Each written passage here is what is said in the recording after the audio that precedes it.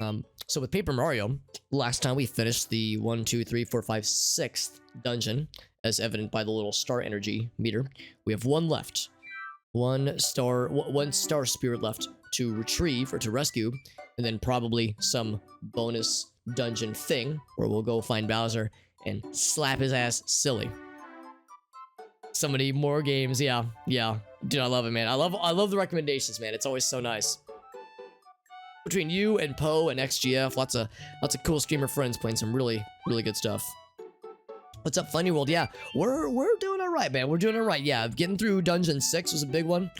We still have, one more major dungeon left to go. We also have some things to do, some post-dungeon things to clean up, because we have this little friend now who lets us levitate over gaps, so I can probably explore maybe a new part of the sewer dungeon, as we're calling it. So we've got that. We of course need to find the next major area to explore. I need to go check on Luigi, read our fan mail, and read other people's fan mail. In fact, we can do that right now. So let's do that real quick. All over the spectrum, yeah. And of course, Elden Ring, yeah. Oh, but got sick of it after a while. I know a lot of people that love it. I don't know of a ton of people that like stopped halfway through it, but I know a lot of people have been playing the crap out of it. And I'm early, yeah, because we have a lot of star bits, so it wouldn't be a shabby idea for us to take a quick sneaky peek at the shop, at the Starbit shop storefront. Boo Mansion, yeah, Boo Mansion. That would have been, what was that? I guess that was a week or two ago. And yeah, that was a fun one. I liked it. I mean, I've liked all of them. I think the flower area might be my least favorite so far. I didn't dislike it, but it was very long. So, yeah, that was like, if I had to pick one that I would say was my least favorite, it would probably be that one. But I haven't disliked any of them. Let's read some fan mail. One for Mr. Coop. Mr. Cooper. Oh, really? So you straight up are not enjoying it? Really? Damn, that's unfortunate, because I've mostly heard good things. Dave says he had to force. Really? Wow, yeah. This is the first time I've heard negative things. There's a certain point. Really? Yeah. Interesting. Maybe Bloodborne. Yeah, because I mean, the general thing I've heard is that most people like Dark Souls 1. Some people liked Dark Souls 2. Some people disliked Dark Souls 2. Most like Dark Souls 3. Most like Bloodborne. And then Sekiro was also, I mean, I know that the purists will tell you Sekiro is not a Souls-like, but most people recognize it's a From Software game, so therefore it's kind of lumped in. And that Sekiro is kind of a mixed bag for some. But yeah, I'm surprised. Yeah. So this might be the first time I've heard outwardly negative things about Elden Ring between Dave and D-Man. So that's I'm not shocked, because it's a these kinds of games can't be perfect, but it's been a mostly positive reception from what I've seen. Dark Souls 2, yeah, that's exactly what I've heard too, Funny World. I've heard people say that Dark Souls 2 kind of bummed them out for a while. Apparently, what is it, Scholar of the First Sin, when the re-release happened, it fixed some things. So it's like, okay, this is better, but still there are some underlying issues. So I still want to play it myself, but I'm preparing myself to for it to feel notably different from Dark Souls 1, which I loved.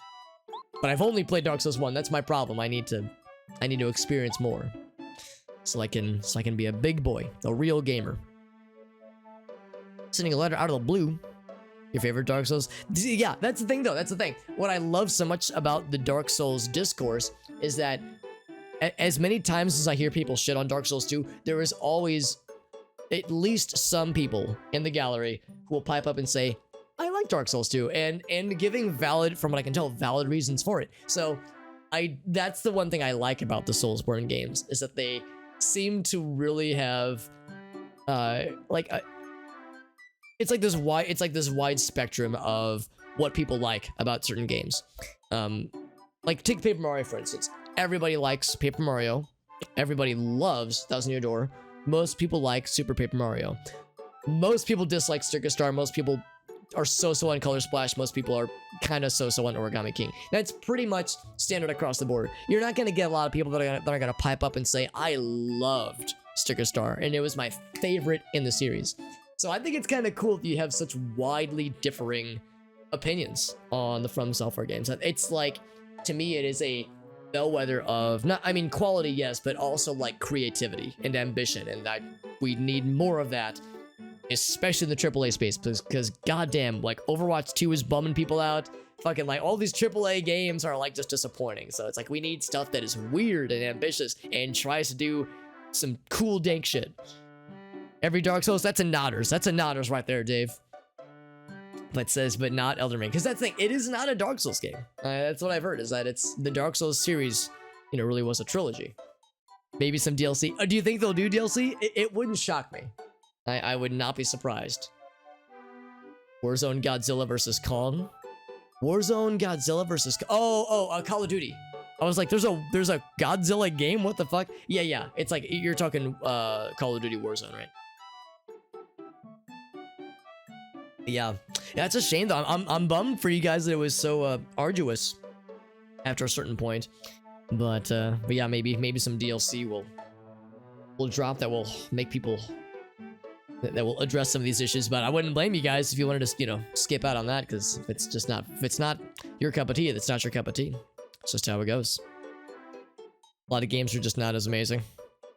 Well, I'm trying to think, like, what were some other big releases? Because, yeah, Elden Ring kind of overshadowed a lot of things, for better or for worse. I'm trying to remember what were some, like, other big releases that have happened. Because I know there are some that have yet to happen. But I can't remember, like, the big ones. I know, like, on the Nintendo front, we're all waiting for the soccer game, Mario Strikers. And there was the Kirby game a month or two ago, which seems like that had pretty positive reactions. But yeah, I can't think of like other AAA things. Paradise Killer. Oh, that's nice. Yeah, I've heard Paradise Killer is sick. I don't think that's a AAA. I think it's more of an indie title. Maybe I'm wrong. Maybe I'm thinking of the wrong game, actually. How embarrassing. You're a fan. Wait, hold on. Did that have a name associated to it? Oh, Colorado. Oh my. Okay, I didn't note that detail. Hold on, let's read that again. I kind of glossed over this. So your mother dropped by. Oh wait, hold on. Cookie Delicious Dinner, that's not it. I thought Colorado's wife had written to him. It's Cooper's fan. Oh, I got so excited. I thought Colorado's wife had the hots for Cooper. And I was gonna be like, oh, I was gonna pop off, dude. I was gonna be like, there is drama in the Paper Mushroom Kingdom. Holy shit. Forbidden West. Yeah, that's another big one. Thank you, D-Man. Yeah, Forbidden West. Just kind of wacky though. Yeah, it's a shame. I've heard it's good, but. And that the but is what you described, D-Man. Like, it's good, but a little bit wonky. Yeah. But it's a valid joke, Dave. It's not a disappointment.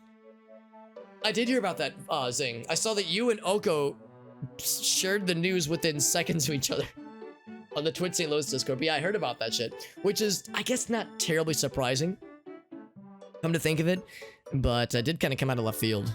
Yeah, free-to-play level. Yeah, free-to-play level editor, and it'll be cross. Well, actually, I think it already is cross-play. But yeah, maybe now I'll play the game, because I've gone this long, I haven't bought it. I remember when it was popping off at the beginning of the pandemic, and everyone loved it, so I felt like I was missing out by not playing it, but that's my chance. Well, not now, but eventually it's my chance. What's up, Fiverr? It's good to see you, buddy. Thank you for joining in. Yeah, I just had a moment. So Cooper has a fan, which is, you know, adorable. But I mistakenly thought this was the one that was from Mrs. Colorado, and I was gonna be so excited about some drama. Oh my goodness. So Cooper, so strong, so brave. I would love to have a talk with you. Eyebrows, eyebrows. So, I hope we get to read more about this mysterious mystery fan for Mr. Coop. Just the zero longevity. Oh, Paradise Killer? Yeah, I'm not surprised. Yeah. Oh, no, I'm sorry. Fall Guys, yeah. Because, yeah, I remember you were telling me, Dave, one of the issues was the limited selection of minigames and, like, maps and whatnot. So you were getting a lot of the same games over and over. So, yeah, I think that combined with other games dropping around the same time. So, the time when Among Us was popping off. So, yeah, it was like a good month or two where it was huge and then it kind of dropped off. Then, like, Season 2 brought some people back, Season 3, blah, blah, blah, but not as much. Cyberpunk, Fall Guys 4, or Fall Guys 4, Fallout 4. I've heard Fallout 4 is good, but not everybody loved it as much as 3 or New Vegas, so it's like, it's just okay from what some people describe it as, and it does some interesting things, but I know for some it was a disappointment. And of course, Cyberpunk, a lot has been said about Cyberpunk. It's quite telling that in like less than a year later, it was like for sale for like 50% off all the time on Steam. Not all the time, but frequently discounted heavily on Steam. Yeah. Still a ton of people. I think it's probably bounced back to at least some degree with the seasons they've added, and they've added a lot more like mini games and maps. So yeah, it seems like it's hit a sustainable equilibrium. Because when it first launched, it was up here, then there was a dip. But I think it's kind of like, it seems like it's leveled off just from how other people describe it. Of course, I haven't looked at the numbers. I don't know. I don't have any data to back up that assumption, but as far as public opinion is concerned, it seems like the people who want to play it have stuck with it. They haven't been scorned by it. So, which is encouraging, because I like the idea of a party game battle royale thing like that can have a place.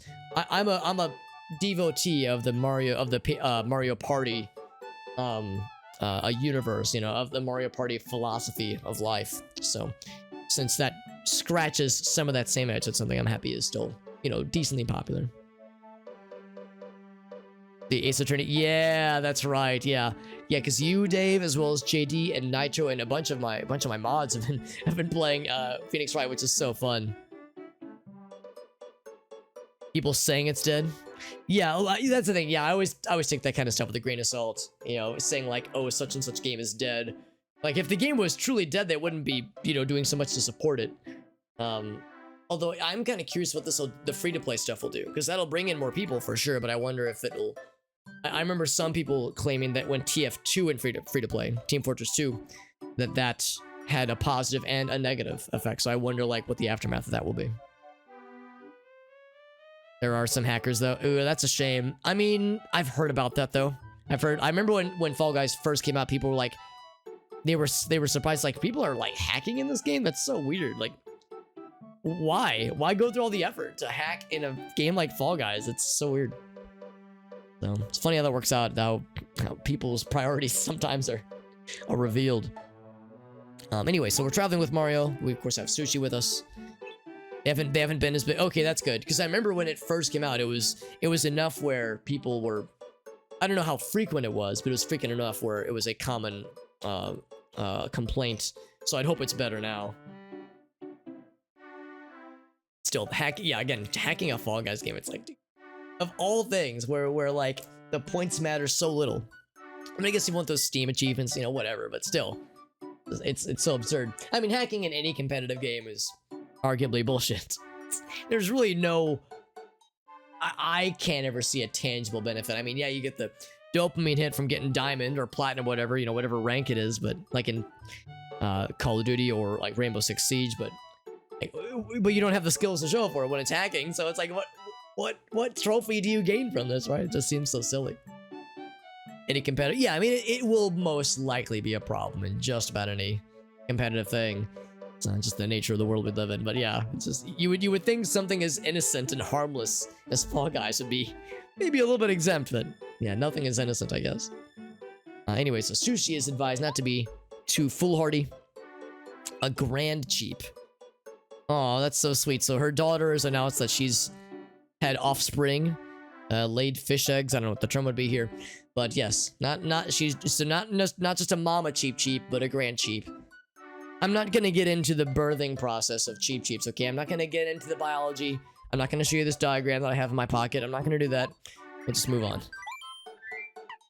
One of my favorite Arctic quotes that is somewhere in my quotes is, pursuant to the discussion of Princess Ruto from Ocarina of Time, Arctic was once quoted as saying, "Imagine the birthing process." And then he goes, "Oh no." And then he went ahead and added the quote himself.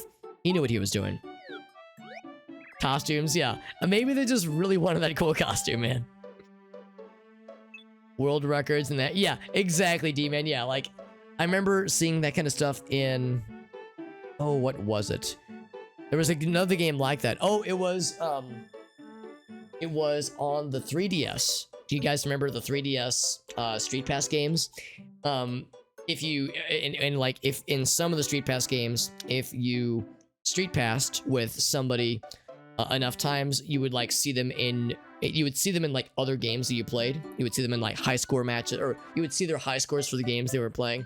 And I remember there were some people I'd Street Passed with where I would see their high scores for some games, and their high score would be like the overfull limit of some metric. It'd be like 9,999,999,999,999, when those scores would be impossible. And it's like you could very clearly and quickly at a glance see like who amongst your friends list is just elite hacksaw. Oh gosh, Zing says I'm gonna make everybody watch this music video. This is what I get for taking too long. Wasn't I saying earlier I need to not ramble as much, and here I am rambling like a freaking degenerate. Figure says bullet bill reproduction is very intellectually and sexually stimulating. So anyway, our new Lakitu friend. Be a good Lakitu and return soon. The wise Wister would believe that was the tree lad that teleported us there last time. And if you don't, I'll murder you, is what they say. Lucky Lulu. Aw, she's so sweet. I get mad when I worry. Sorry, love, I get violent when I get scared. That is some... I'm not gonna say it's a red flag, but an orange flag at least. Silver bullet suppressor, rather. Oh, nice. Okay, yeah. Because I'll admit, I don't know the name. But as you know, I'm kind of a scrub when it comes to... So, there's many Gundam models I'm not aware of. But, it sounds cool as hell. And since JD is our resident dog pilot expert, I trust your opinions on all matters Gundams and dogs. Let's also head over to Luigi's house. Well, actually, the Mario brother household, the brothers Mario household, and check on Mario's fan mail. Gundam Unicorn. I've never heard of Gundam Unicorn. Interesting. It's a good series. Yeah, I've never heard of that, but I'm curious. Haven't missed a whole lot. Yeah, because last time we finished up, or on Friday rather, we finished up the 6th dungeon. Got the 6th Star Spirit, and we're about to venture into the 7th. But we're kind of doing some of the, like some of the housekeeping things of reading our fan mail, reading the fan mail for our partner friends, our team members. And also checking out the underground sewer dungeon area, and hitting up the bad shop, and hitting up Merlo, just kind of doing some post-dungeon cleanup. Some post-play, not foreplay, post-play. This is after, you know, the mess has been made. Speaking of messes, there was a volcano that erupted. Very good. That would have been 2 streams ago. 2 Paper Mario streams ago, that is. We want to play with you sometime. All kinds of wild adventures and cool stories. You got it, Yoshi kids. Woo. And then we're gonna spy on our brother's diary. Like a good, loving brother that we are, we're going to violate his privacy. Luigi has fans. Can confirm. I want to play the lead in an adventure. If only he could be given a household cleaning apparatus modified to envelop what's the word? Paranormal phenomena. Wouldn't that be nice? And his game to be in the title. Man, that'd be sick. I wonder if at the time this game was being made, if they were like drawing up plans for Luigi's Mansion. Luigi says it'll never happen. This aged, thankfully, poorly, because Luigi's Mansion's a good game. I think. A very good game. But like, sometimes think about the timeline, because Luigi's Mansion was a GameCube launch title. And the GameCube came out in 2001? And this game came out in 2000. So yeah, I would say the timeline probably means that they probably knew about this game at the time. Door in Toad Town.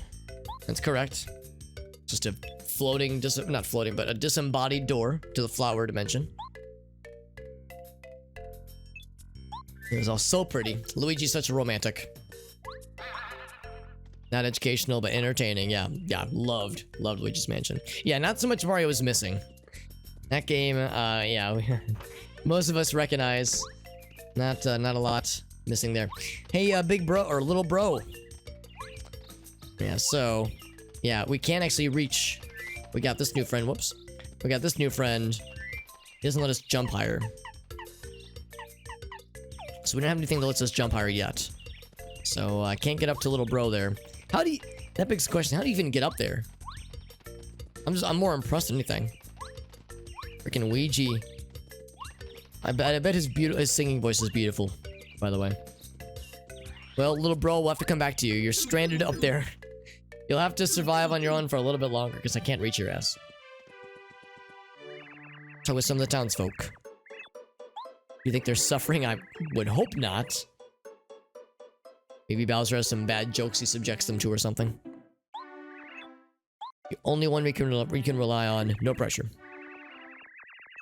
No pressure, but everyone's counting on you.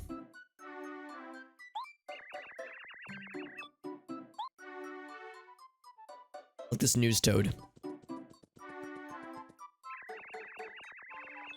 Together forever. Aww. Your heart echoes mine. This is the this is like synonymous with the Honey and Darling in Ocarina of Time and Majora's Mask, the spinning lovey-dovey couple that you see by the fountain in Ocarina of Time, and the Honey and Darling in the Honey and Darling shop. Or game, I guess. Same energy and same general floweriness.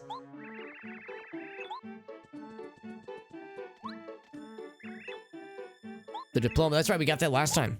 It is real. We did that shit. We're cool as hell. We've already talked to these people, though. These folks. Miyamoto and his love for Toad. I think that's it, JD. Let's go with that. Which is to say, the correct amount of love and admiration for Toad. How's everyone doing? Treating Princess Peach okay, hopefully. I want to make them something to eat. Aww. Felicity. You're not useless, Felicity. You're trying your best. One thing I need to do is I need to manage my inventory. So my inventory is getting a little bit unruly. Let's sell some things. Let's sell that one.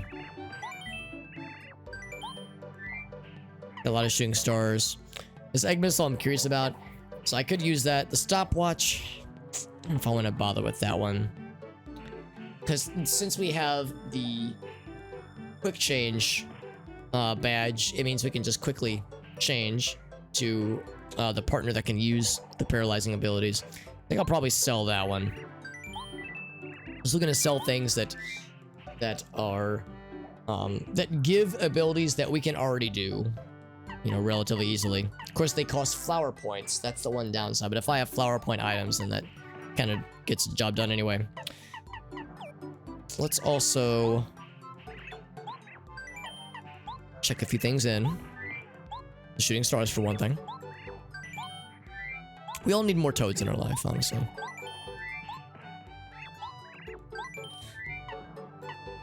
I'm gonna keep that egg missile.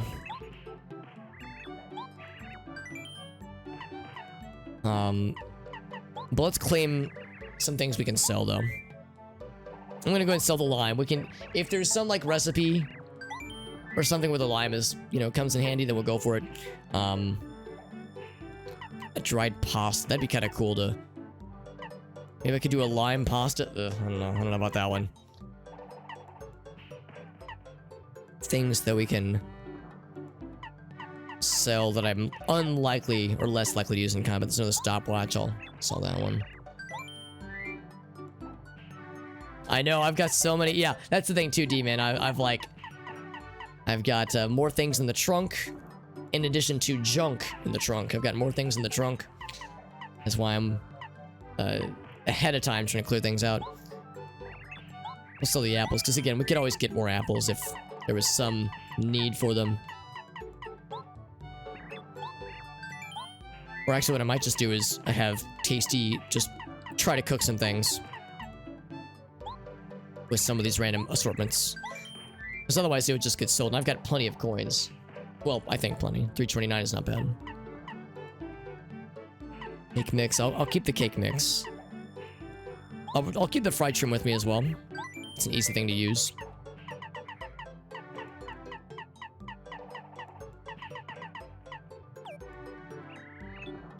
I think we can hear in the distance the dojo noises. I'm hearing some Street Fighter noise. Well, Street Fighter-esque noises. Just whoopsh, whoopsh. Just punching noises. I like how this guy's fast on the ground. We cannot open doors with him, sadly. The one downside. So, yeah, let's go to Tasty. Have her just slap some things together. We're gonna try some new ingredients. Recipes, rather. And sees what sticks. Also, bad shop. Yeah, there's a group focus. Okay. Nothing that I you know, double dip might be nice. Since I have so many items and I might want to spam them at some point.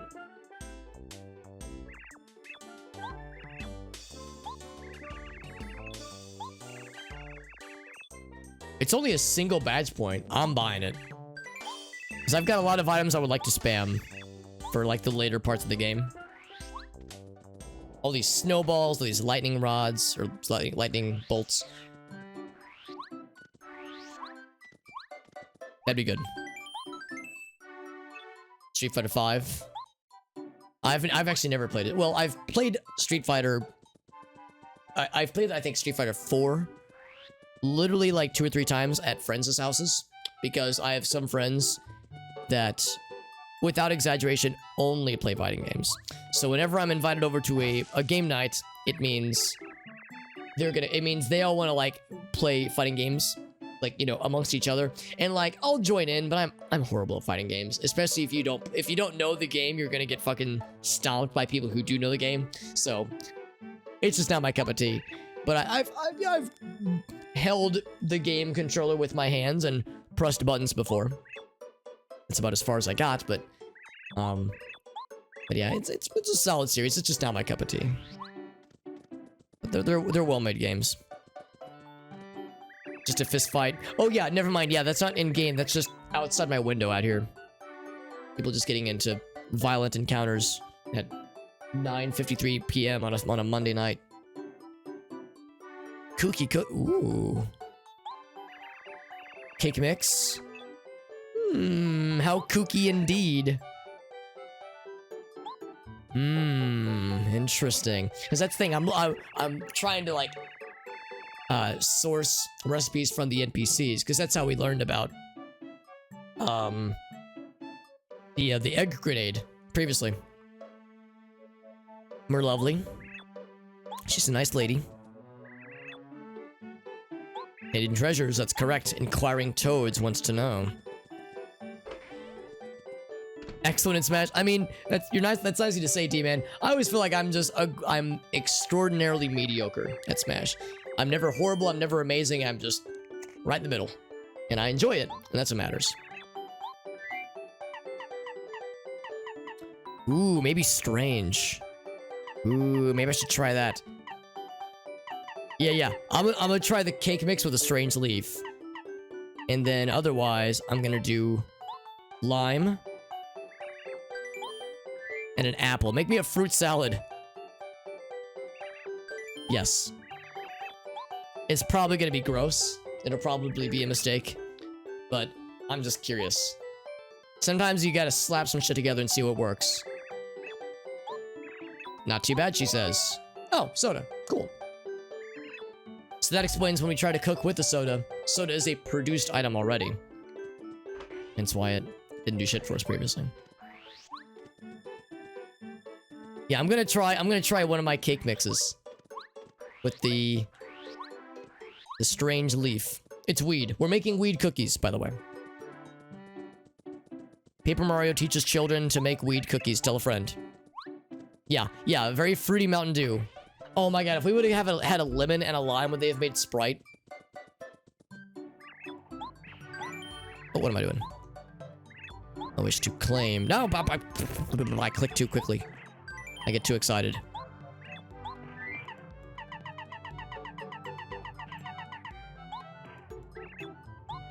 I also realized that there is the jam and jelly, which sounds like it would be a reagent, but that's too valuable of an item. It's like I don't want to get rid of one of those things. I would feel too bad at the cost of wasting one of those things. Yeah, exactly. It probably would be a waste, so I'm not gonna chance it. Those are far and few, excuse me, in between. All right. So they call it strange leaf. It's not weed, but that's where my brain goes. Okay.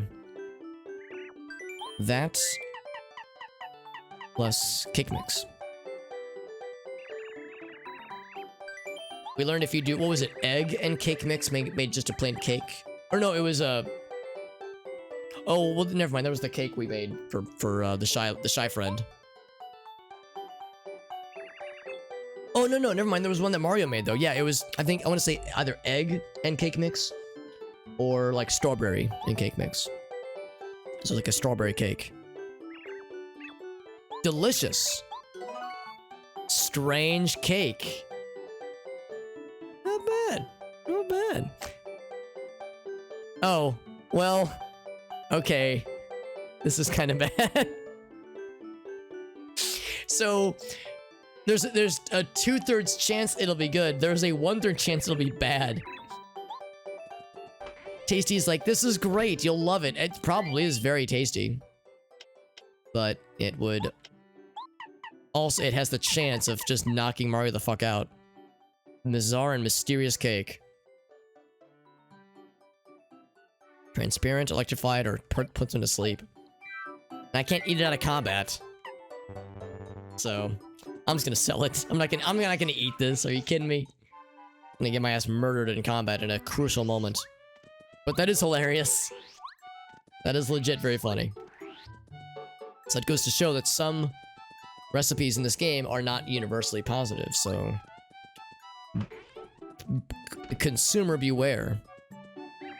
You're in for a edible scare. Weed makes it, that's right, Five Finger.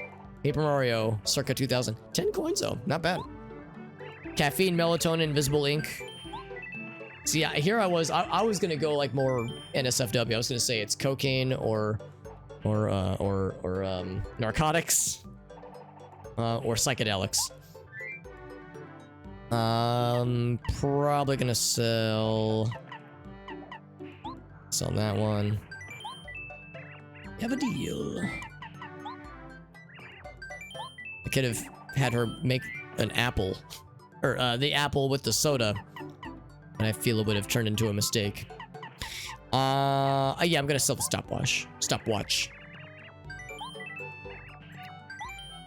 Nothing else to sell. What I will do is I don't have any flower point restoration items in my inventory right now. There's these, but that's the big one. I might not have any small ones, actually. Man, that invulnerability is gonna be clutch for boss battles, probably. So I don't have any. What I might do is get some honeys. In fact, yeah, maybe I shouldn't have sold that soda then. Let's do this. Oh, I shouldn't have sold that apple. Maybe I could have done like apple with the honey. Oh, that'd be cool, actually, yeah. I'm not gonna go super crazy here, but I'm gonna buy a few bundles of honey syrup. I have a theory. Oh, the cake mix, you're right, Five Finger. Let's do that. Yeah, honey and cake mix. Could be sick. In a good way. 2, 3, 6, 7, 9. One more.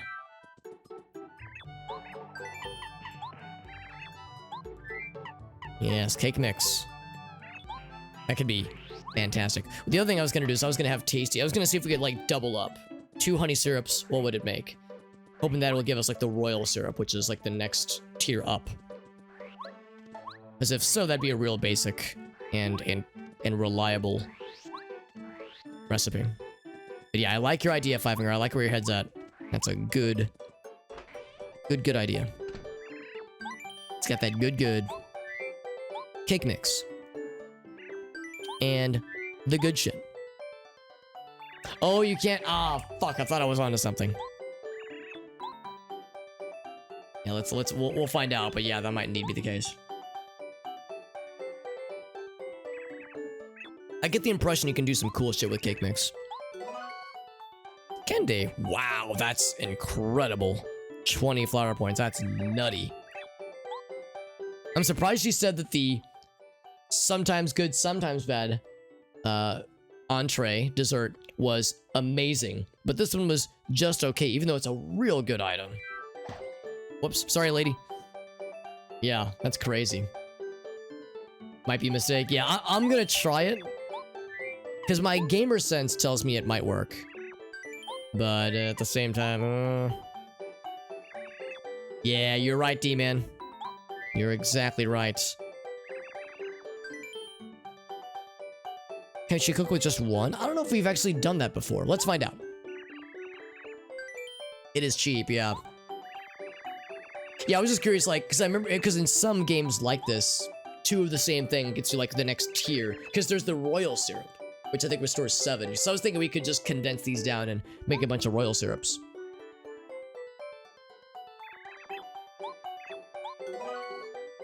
Oh, which is the same, right? 5 flower points? I think that's the same. Yeah. Oh, but also shrinking. Oh, that's why it's like the next tier up. Okay, I get it. I get it. Or yeah, maple syrup, not royal syrup, but yeah. So that was my reasoning, my reasoning. But oh well. Sometimes you gotta get a little bit weird. Introduce some honey and some paralysis curing soda into the bedroom to spice up your love life. It happens.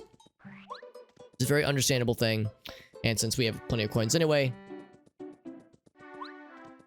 now's the time to experiment with recipes and see what sticks. What's up, party? Always, I was, what was I just saying? Introducing, sticky substances into the bedroom to spice up our love life. A very normal conversation to have while playing Paper Mario.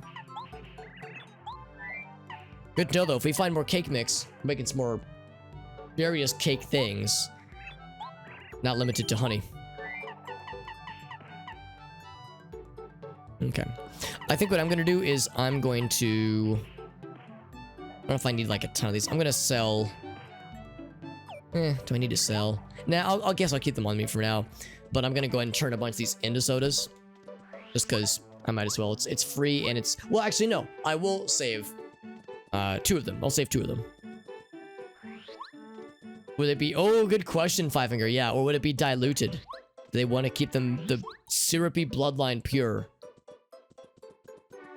I'm thinking of Mario RPG. I think you're right, D-Man. That's probably where I was thinking of it. It's good to see the priority. We're playing more Paper Mario. We are still kind of in the midst of getting caught up on post-dungeon activities. Post-dungeon clarity, if you will.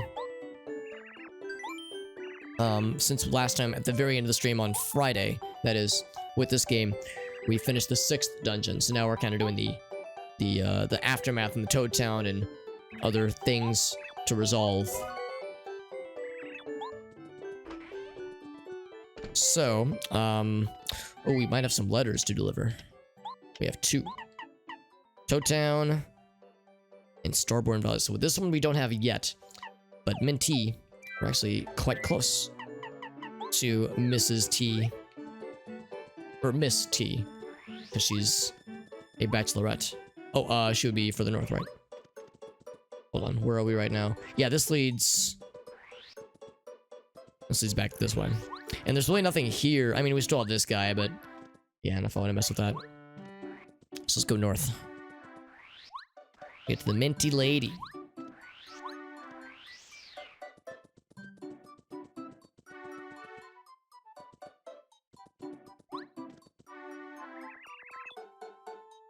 Oh, fuck, I forgot. I fell behind on Koopa's favorites, Demon. You're right. I gotta go back for those. He can sometimes give us some good shit. Lakitu. Yeah, I like the Lakitu. He's a good guy. Even though we did have to fight him when we first saw him. I think it's the first time we've had that where a partner was an adversary explicitly at first and then quickly became a friend.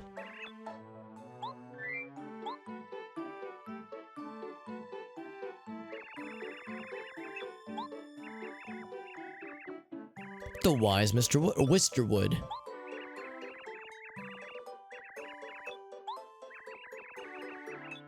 Please drop by sometimes. The door is right there. You can't miss it.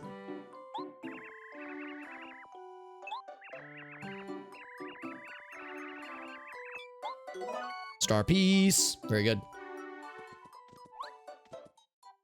Right, so yeah, we got that delivered. The badge shop probably hasn't changed much. Oh, it has. Oh, right. Yeah. Yeah, I don't know if I have that kind of confidence. Although I admire it, I fear it. All enemies in a row. Pretty cool too, actually. Only 75 gold, so not half bad.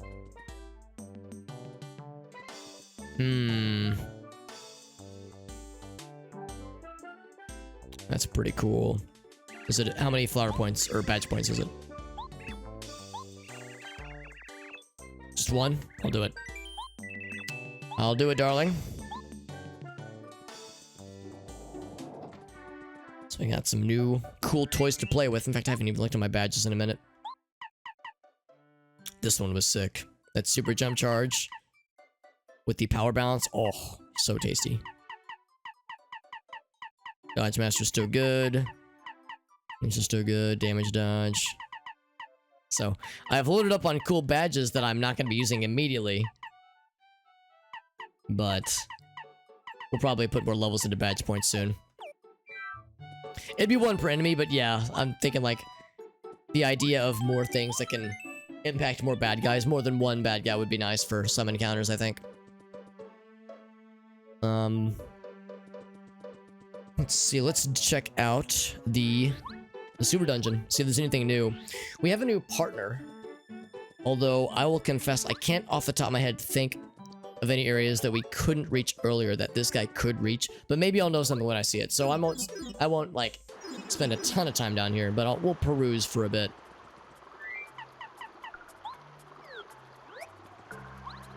It's like we can't get on the water there. We've explored all this direction, I'm almost certain. Also, we're very fast, which is nice. Yeah, nothing else here. Something I'm curious about. I was like, this looks very empty. Okay, so never mind. It occurs to me I should use Watts every so often to see what's around. Look how fast we are, though. We're so quick. And his cool sunglasses. What a cool guy. See, we can't reach this one. Can't jump high enough. Pew, pew, pew, pew, pew.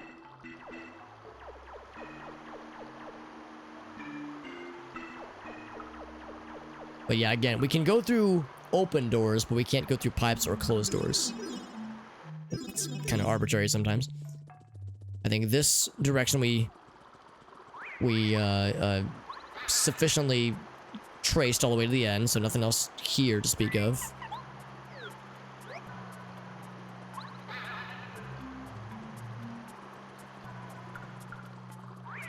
Missed me with that bullshit. He missed me with that bullshit. So cool, cool. So, yep. I knew. I was gonna say the Goombas are gonna come out swinging, and I'll have to dodge quickly. If we go through closed pipes, that would be pretty cool, actually. I would be impressed. Oh. I was like, I haven't really checked these platforms, and I think this one led us up here. I think we followed this to the end already.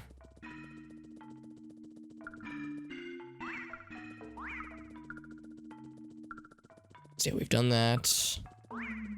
Thank you.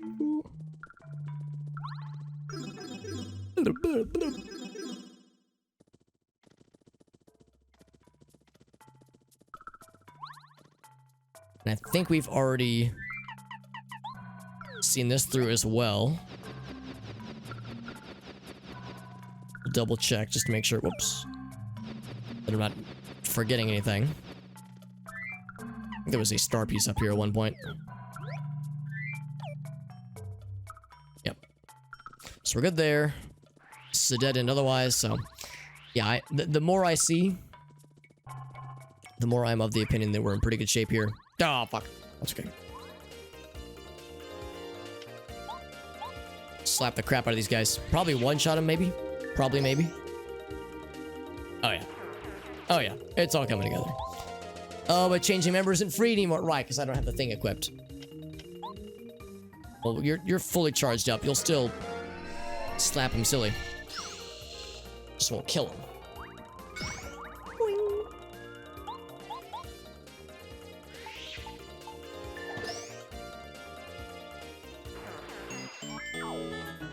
And of course, no star points. Although we're one, or star, I don't know if that's the right term, but little star point level up thingies, we're one away from leveling.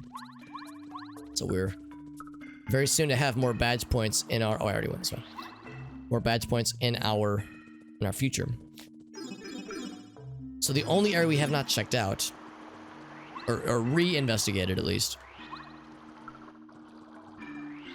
Back this one. Oh, is there anything? Let's see. E-Man said there might be something in Koopa Village, so we'll want to check that out as well.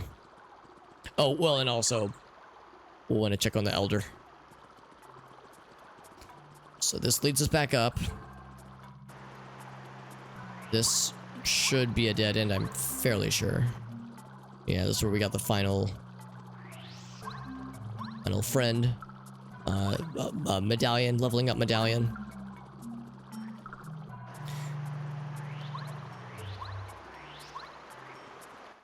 And then last time, we took this direction.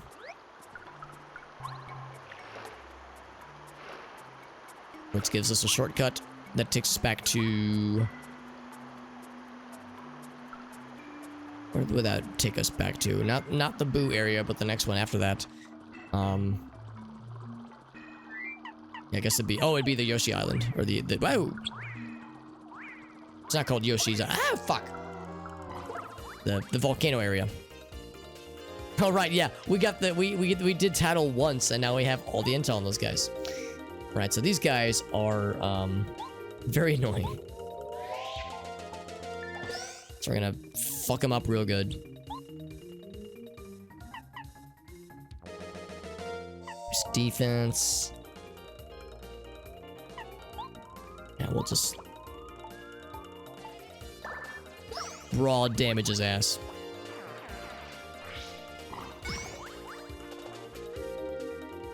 Oh! Oh, I was gonna say, I was trying to get the timing down. Yes, this is unfortunately quite familiar to me.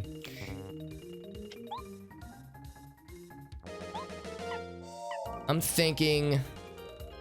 That's a good way to... Actually, I'm just gonna go for Watt, because Watt can penetrate those defenses. Ouch! When I saw these guys, I was like, fuck, these guys are the worst. Alright, Mario shook it off, though. He's a homie. Singling you out specifically, motherfucker.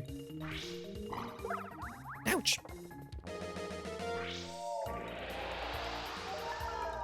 Yeah. That's okay. This guy's gonna get you taken care of, Mario. Blast his ass. And look at that, we got a single star point thingamajig. Well, actually, we got two of them, so that's enough to level.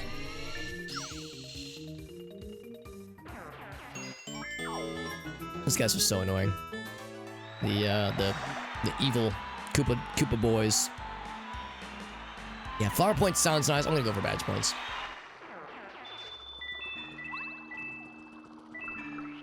So I can't reach that. As we observed earlier, we can reach that, so that's good. Back for that one. The gates did. Yeah, I feel like I might have even seen it. Oh. So oh wait, did I just fall through it? Because I was about to say, oh, can I just do that to reach me across? The answer might be a Resounding no. Yeah, let's try it with Parakarry, but I think that's the game's way of saying, nah. How about nah? You gotta approach from below. Yeah, no dice. So yeah, we'd have to reach higher and higher. It's over this way again. That's I was thinking the same thing. There's probably a max we're getting close to. Oh, right. We're getting close to what's-his-face. Good old what's-his-face. I know him well. And that takes us back to the top. Yeah, or not to the top, but to the mysterious locked house. Now, to be clear, this is like Mushroom Kingdom mushroom wine, right?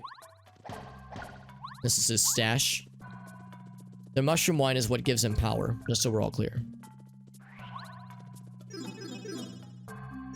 It's like, yes, I live in the sewers. This is my magic juice.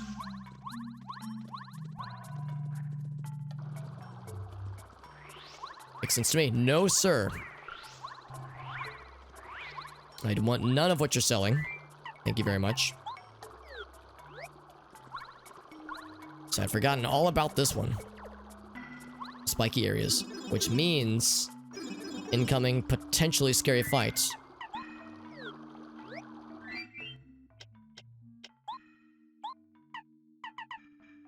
So let's say we have 3 points to play with.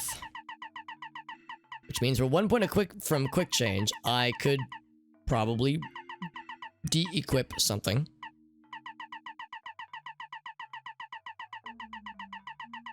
But oh man, I'd be so remiss to get rid of Power Bounce or Super Jump Charge or Mega Smash for that matter, which is quite good.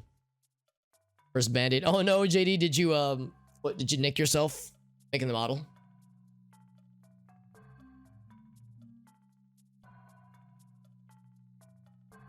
What's his face? Oh, wait, hold on. What did I say?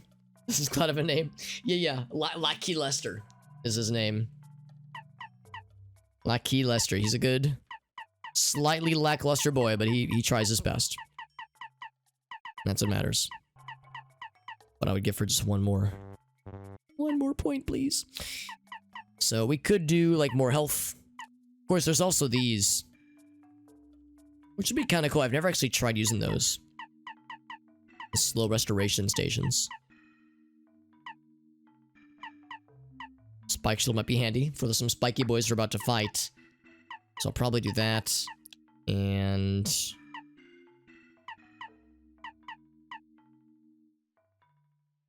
danger, right? That's what, yeah, that's the 5 HP or less.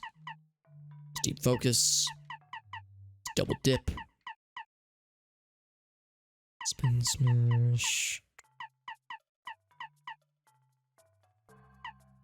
Multi-bounce, sure. This is going to be fighting some spiky boys. Speaking of which, we'll start with Watts. At the ready.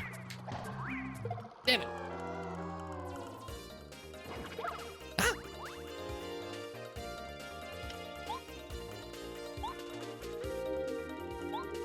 Let's see what this does.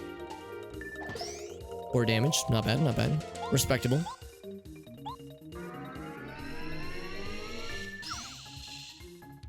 Alright, very good. I was gonna say, if we can get the timing down, I know we can get it. Nice.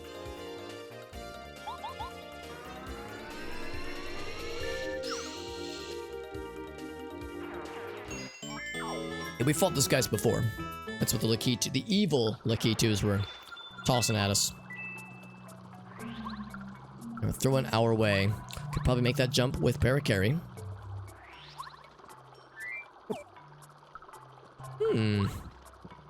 Cool. We'll grab it. Ooh, I like that a lot. Like that a lot.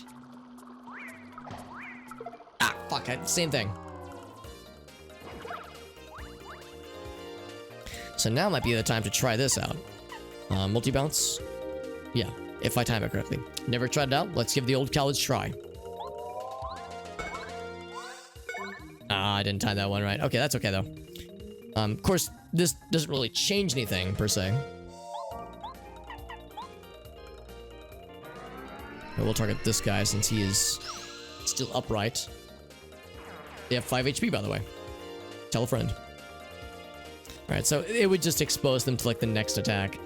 So, so I'm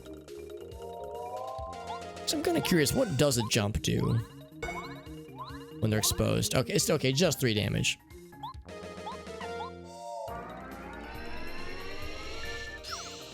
Because I know that exposes their tummies and does more damage, but you'd have to, like, expose them, then hammer hit them for the big dammies. The big dammy dams. Yeah, 5 exactly.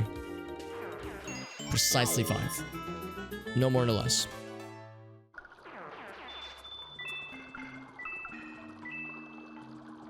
There's more secrets abound. Ah! I was not ready.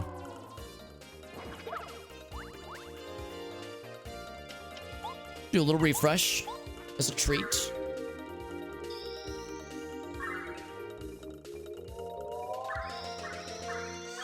Get them healthies back. And then I'm gonna have this guy solo one of these motherfuckers. Let me solo him.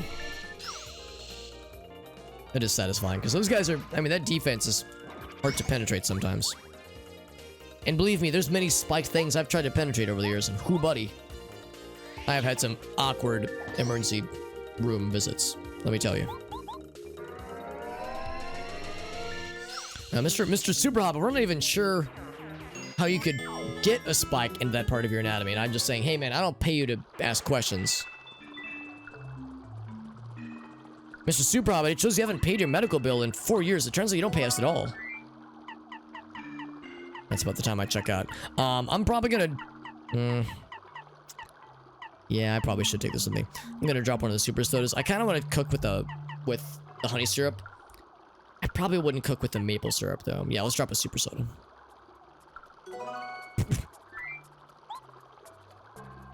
Okay, there we go. Bam. Fabrica says, Alex, I'm not sure I want to know this knowledge. It's forbidden knowledge. Look at this cool place. So, here's an instance where knocking a lot of lads down sounds like a real cool idea. Downside, though, is it's going to eat into my flower points pretty quickly.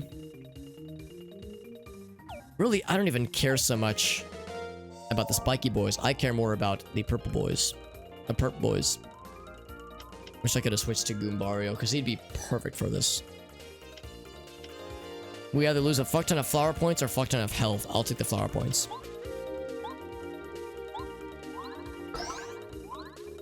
Fuck, except I fucked up the timing.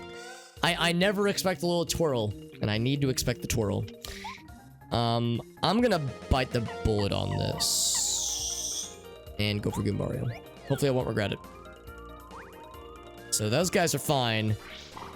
Okay, that's fine. So now I'm confident. My confidence is restored. Confidence restored.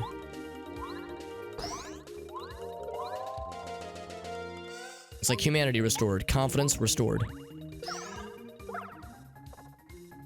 So those guys are the main concern. The spiky boys, the little dudes, could not care less.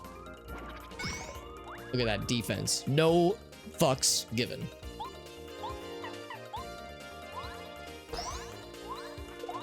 Will that kill? Hell yeah. Makes my soul happy seeing them get fucked over. Love to see it. Oh, love to see it. Now, Goombario shouldn't try to attack these guys.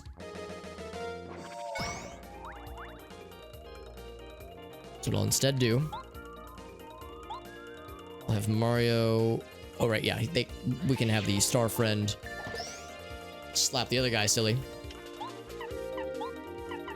So Watt, it's down to you, homie.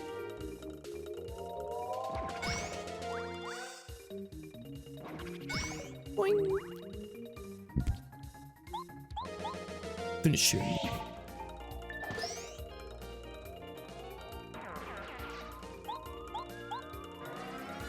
You know what to do, Watt. Nail his ass. Very good. Oh, it might apply. Oh, that'd be really nice. Because I have fearfully assuming that it was not, or that it would not apply to partners, but that would be really nice. I might experiment with that. Yep. Hold on. Yeah, let's experiment. Soonish. Get back here, motherfucker. Damn it. Fine, that's fine. At least I'm not getting first stricken. So first and foremost, hacking this man up. Yeah, let's test the theory, D-man. I like what you were saying. Ah, shucks. I do have that equipped, though, don't I? I think I do. Now I want to double check. Now I'm not sure I actually have it equipped. I think I did, though. Ouch. Oh, yeah, because I was jumping on them earlier. Okay. That's fine. Get this motherfucker out of here. Yeah, again, the purple boys are the biggest concern by an enormous margin. Boing.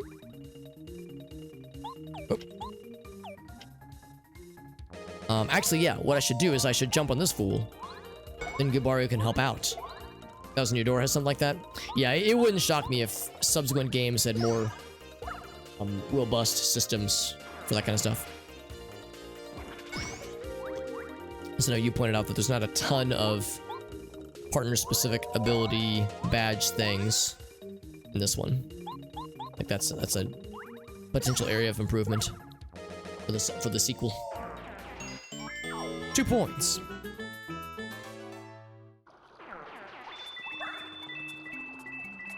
So of course, whoops. Something big might be near, he says. Yeah, so still can't reach it, but it's there. Mind if I do? Will this bring us to something big?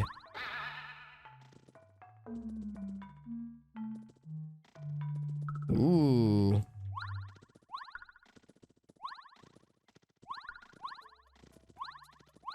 Okay, well, I think I know what this is. Big. Better attack power. Tornado jump. Oh, baby. I had a sneaking suspicion. Up. Wonderful. So now we can twirl downwards with the greatest of ease.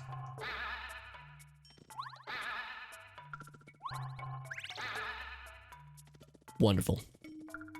Big jumps for a big hobbit man.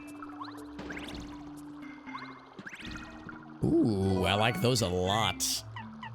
Big fan of those. Hold on, what's my flower points? They're pretty full.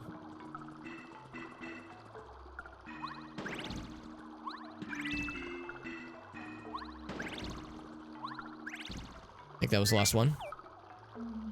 This cool place. I'm assuming that's probably the final upgrade.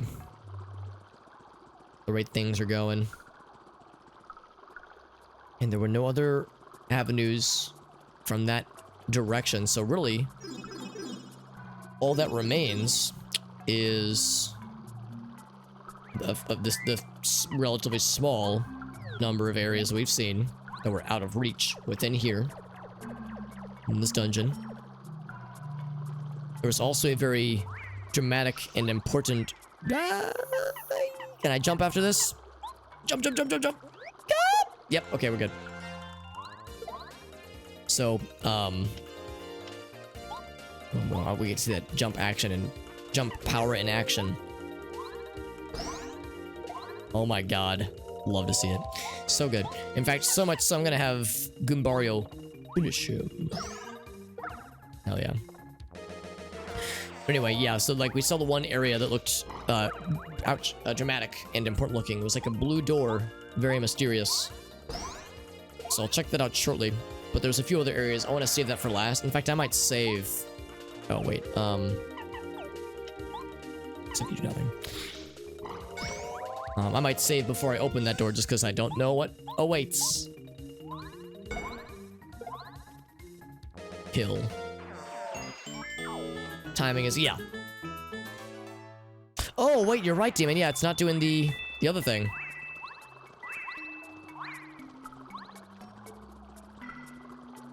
So they bamboozled me. Shooting stars are pretty good.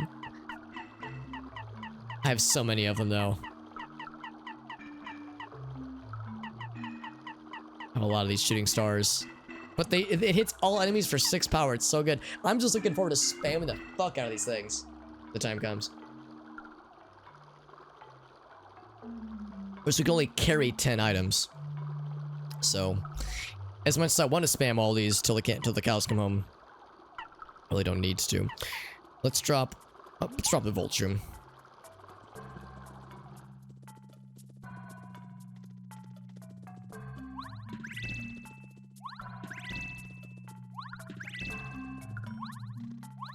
So that would lead us to this ominous door. Ominous door. So I'm gonna save before I go through that door because I don't know what awaits us. We can go back to the surface here. I'm gonna check a few more areas. Battle music in this game. I personally prefer the Mario RPG battle theme. I would actually probably say I prefer the Mario RPG soundtrack as a whole. This game's soundtrack is perfectly fine.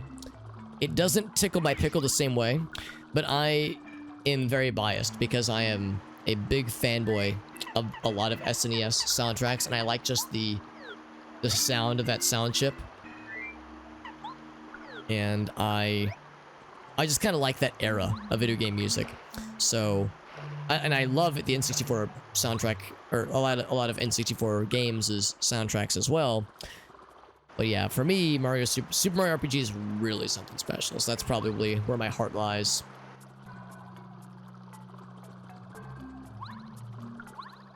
Oh, we've already checked this out. What am I doing? Excuse me.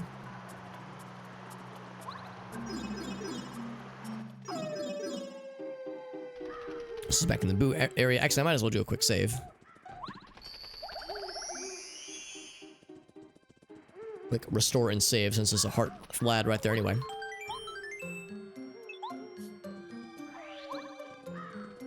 They're using the badge. Is there a badge that gives that electric shock ability? Because that would come in pretty handy then. Because, yeah, at that point, I would just sell all my Volt Shrooms, probably. I probably wouldn't utilize them then. In battle. Burn a hole in your noggin. Because that is the one downside of a lot of RPGs. You hear a lot of this, of like the battle theme songs a lot over and over again. So for a lot of these games, it's like their soundtracks better be bangers because you're going to be stuck hearing them for sometimes hours on end. But no, I love the Mario RPG fight, like just standard encounter theme. I would probably say I might go as far as to say it's, I think we've already ventured that one. It's certainly one of my favorite songs of the game. I don't think it's my favorite, but it's up there. Yeah, I love the Mario RPG soundtrack. Okay, so that was in my mind, but that's an exit that leads us back this way. So actually, this is probably resolved as well. So never mind. In my mind, there was like some pipes I couldn't reach. But yeah, they're pipes we wouldn't need to... Oh, fuck. Reach anyway. Well, our partner's not going to be very helpful. That's okay. And like D-Man said, the timing is back to normal. Do nothing. Boing. So to be clear, it's 7 with a charged up hammer. It's 8 with a double jump now, which is sick. Yeah, I think so, D-Man. I can't think of anything else. In my mind, there was that pipe, but the pipe was an exit that we'd already seen, so we're good there. We just saved. Yeah, I have no reason to not go through that mysterious, scary blue door. Let's check that shit out.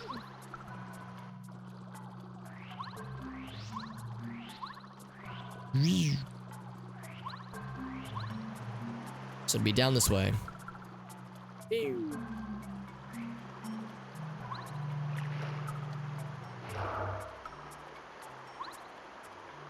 I'm gonna, well, I'll keep it equipped. Hey, these guys, they're so like They're so grinny and smiley. They think they're so cool. They're so grinny and smiley, and they're such full of shit, you know? They're like, they got the fast moving legs. They think they're so cool. I'm gonna hope this pays off.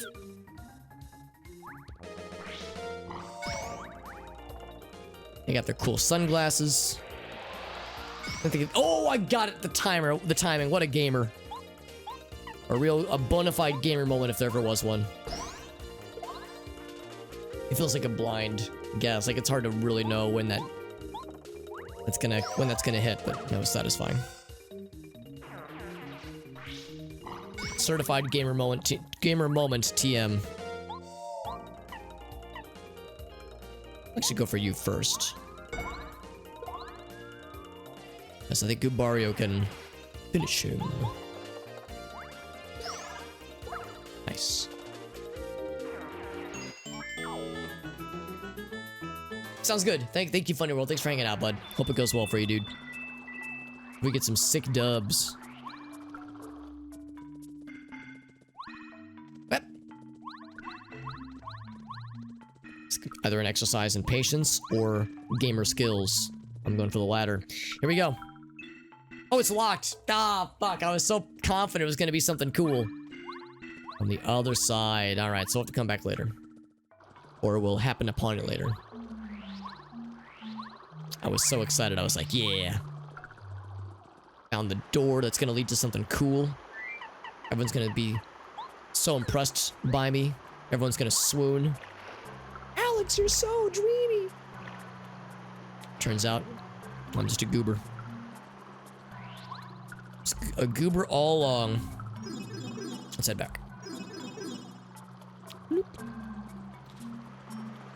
Alright, so that was a bust, but we got some nice things. The double jump is huge. Are there any areas that I couldn't reach elsewhere? Double jump. Can't think of anything.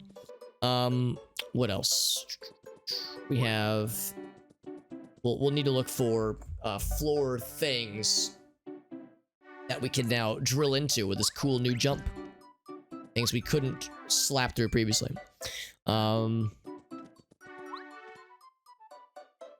Let's see. Letters and whatnot. We still need to go back to Koopa Village. I guess I might as well do that next. Because, yeah, we still can't do this part. Still have a very full inventory. I'm going to deposit a few things. But we can do that in Koopa Village. Go take care of that real quick. Our boy Elder all suited up.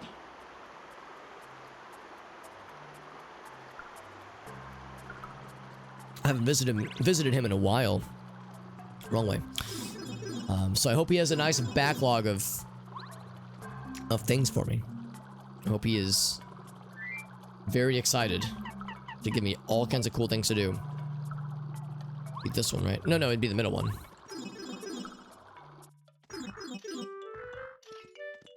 How's everyone doing? Here, I'm gonna have Mr. Cooper equipped for these conversations. Maybe we can find his fan. His secret admirer. Granted, these all appear to be male Koopas. I don't know if I can sex Koopas very well, but we'll just assume that you know it might not be easy to tell from a distance. But this is an N64 game, relatively low resolution graphics, so sometimes it's a little bit hard to tell from afar.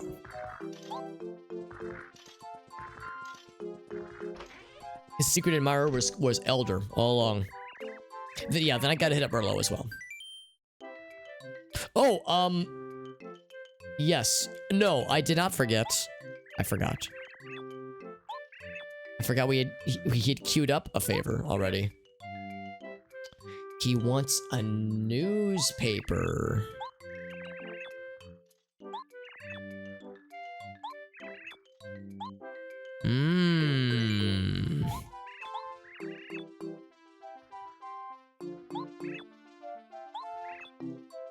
The Toad Town News.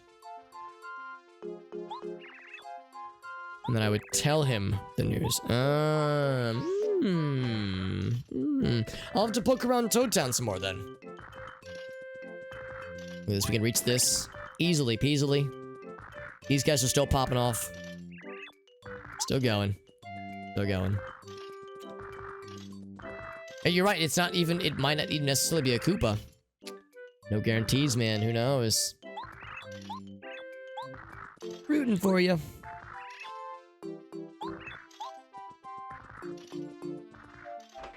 Here's Colorado's wife, who's probably still waiting for her husband. We saw him last in Toad Town, so he's not in his study. By the way, Cooper... Oh, he thought he got stuck behind the door. What else we got?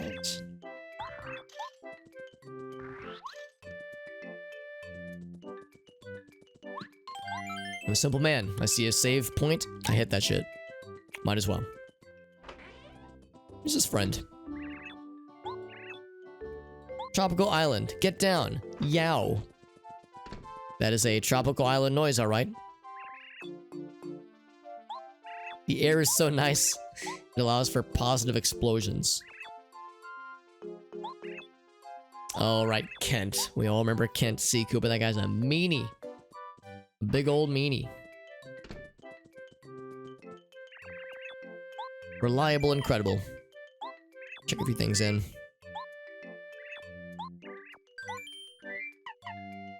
That live stream. I'm gonna... yeah, I'm gonna check in the live stream. I only want to use that for real spicy situations.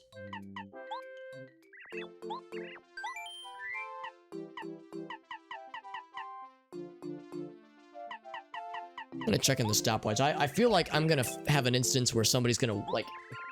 The Elder's gonna want a stopwatch for some reason. Like, I just have a sneaking suspicion that it might come up. Just having one. Radii? Are we saying multiple radios? Radiors? Radions? Can't see Koopa, that piece of shit. The C stands for... I was gonna say, like, I was gonna make it like you would think I was gonna say the C word. I ain't about that. I'm not offended by it, but it's not a word I'm a fan of using. So I was gonna, like, play it up, but I couldn't think of another 4-letter C word that was derogatory in nature. Like, the opposite of cool. Uncool. Radiocrity. Now, I was gonna say he's, like... cruel as opposed to cool, but nah, even then, I couldn't think of anything appropriately weird to say. That being said, things seem pretty chill here.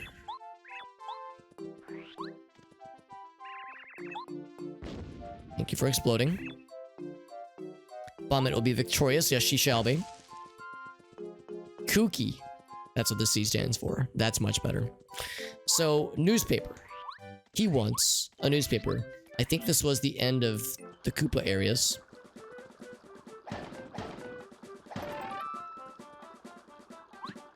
Oh. Turns out I just missed that shit. Alex, what implored you to do that? I don't fucking know. I just had never done it before, apparently. Anyway. So let's head back and, yeah, I guess go to Toad Town and just poke around for some newspaper times. Also, like, whenever you jump, Cooper follows us, and I like his jump animation. It's like the single frame of his excited animation. Oh, that's what it is. He can't see. Yes. He's blind as a bat.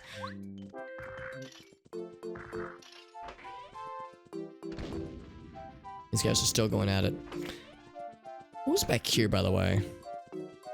Oh, this is where the Spiny Boys. We had to chase them down here for something.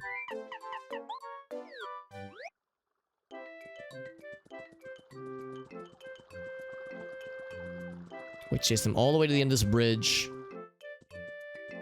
And then this was a dead end. If memory serves. Yeah, that's what it was. Alright, time for speedrun strats. There we go.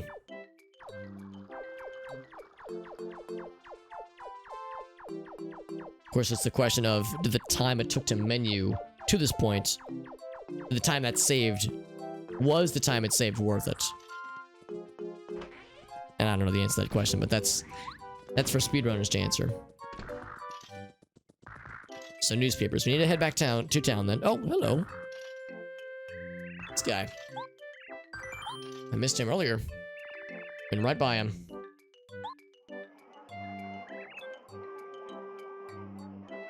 He's got a bet. He does, D-Man. Yeah, by an impressive margin. He must be fairly well off to have that kind of real estate.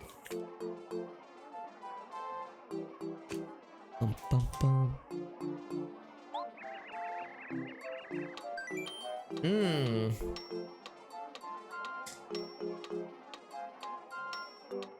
Two? Damn. Like, I haven't been to Koopa Village in a while. Good question. Good question. Oh, look how sad he looks. He looks genuinely disappointed. Like we broke his heart. It's like, Mario, you don't know? You motherfucker. Like he's like disowning us. Heartbreaking. Just heart-wrenching. You know what? I'm curious. Since we're in the neck of the woods, or adjacent to the neck of the woods, that's the one. That's the one. How about that? You know, while we're here, just check on our buddies. All the remarkable things that you're doing. Yeah, Goompa, your son murdered several Koopas today. In fact, under my leadership, he ended several lives today. Just like I taught him. Your son's going up to be a nice, traumatized soldier. The Paper Mario war-fighting efforts. Gimbario's like, Papa, I'm back from battle and I'm traumatized from snuffing out multiple lives. A full-grown Goomba of the world.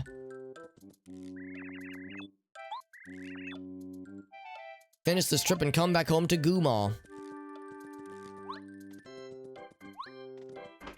Gimbario's like, I have the joy, I get to experience the euphoria of ending some motherfuckers' lives over today. It was great. Goombario's like, Mario, I understand. I understand why you go on these adventures. Hey, look at this. Look at what it is. Now, he needs to give us that same question while we're literally in front of the house. Yeah, exactly, D-Man. I was like, fuck, I can't remember. I wasn't even thinking it had any windows. But there was no none option. Hey! And it pops out of his hat. It's his brain.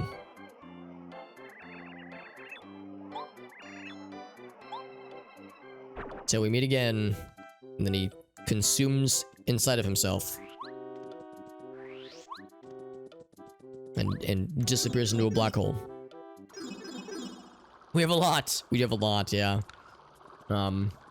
Expect a Toad Town. Yeah, we might as well check out some Star Piece, some badge shop areas, but kind of on the way. Keep an eye out for any mentionings of newspapers. Spin up like paper and spin on down. It's almost like we're made of paper or something. The darndest thing, man.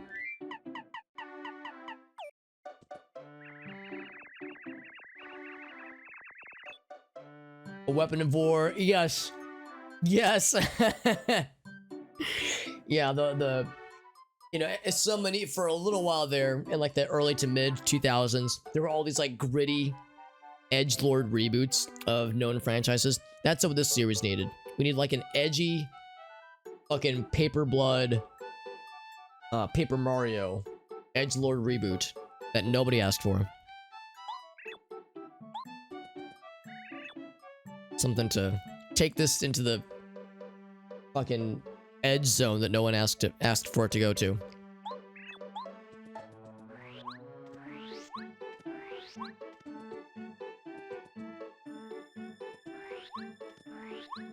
The news put. Oh, this thing. You're right. Oh, that's what he was looking at. I thought he like literally meant a newspaper item, but then at the end he said, "Oh yeah, just the newspaper. Then you tell me the news." So yeah, you're right, Demon. This is probably what he meant. Yeah, interdimensional door. So we know about this. I haven't looked at this since the beginning of the game. I've just ignored it. Yeah, this is probably what they meant then. Bowser's Goons, classic. An extermination of the pests. Again, same energy. What they're not telling you here is Mario ended multiple lives that day. Though the villains he exterminated were evil, they were still lives. Impressionable, maybe even in some cases young lives. Mario is a hero to us, but to them, an executioner. There it is. We're just pushing, you know, Bowser's forces further and further into extremism. You know, we're radicalizing them with our warfare. Why are we making this so weird? Why am I making this so weird? Well, that's flower power.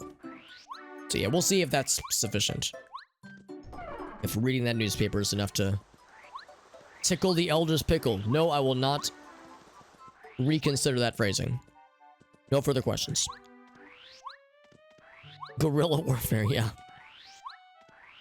Well, actually, Donkey Kong is an ape, so if it really counts, I know. Bad joke. Bad bit, Alex. Yeah, guerrilla warfare. Like, they're pronounced the same, as far as I can tell. Guerrilla versus gorilla. Jam and jelly, yam and yelly.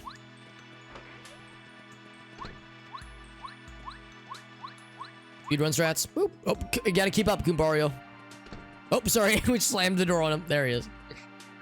Slammed the door in his face.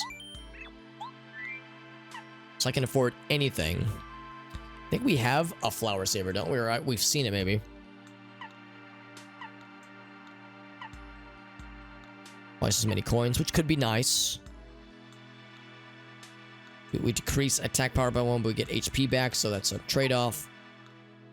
More flowers, which is nice. Those are both nice. That's a pretty cool one. That one's tempting. That one's tempting. Oh, yeah, I forgot my GDK. Goddamn Kong.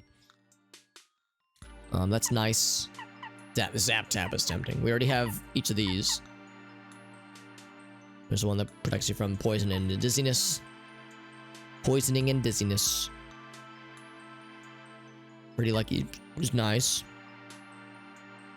The first strike stuff, which is good. More coins you receive. And earlier on, I could have used that to pay handsomely. Yeah, I'm tempted to go for Zap Tap. He-Man says Peekaboo Flower Saver.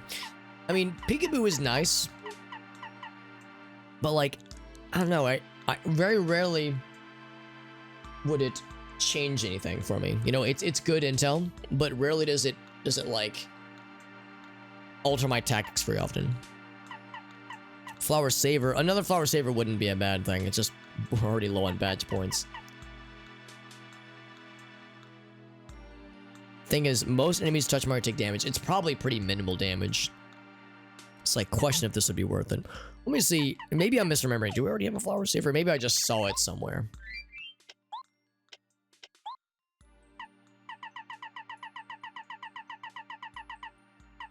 We already have one, and it's 6. Fucking hell. So we'd really have to make some room for this. I'd have to lower some offense and defense. You think it's that good? Really? Yeah, I'm really surprised that Peekaboo is that good. If it's seeing health bars is always that good. It would be good for bosses, I think. Well, maybe it'd be good for bosses. I don't know if I would have room for another one of these things, you know? That's where I'm not convinced on Flower Saver. Could say it could spare. Ooh, that would be nice. That would be nice, yeah. Can I see how expensive it is to equip certain things?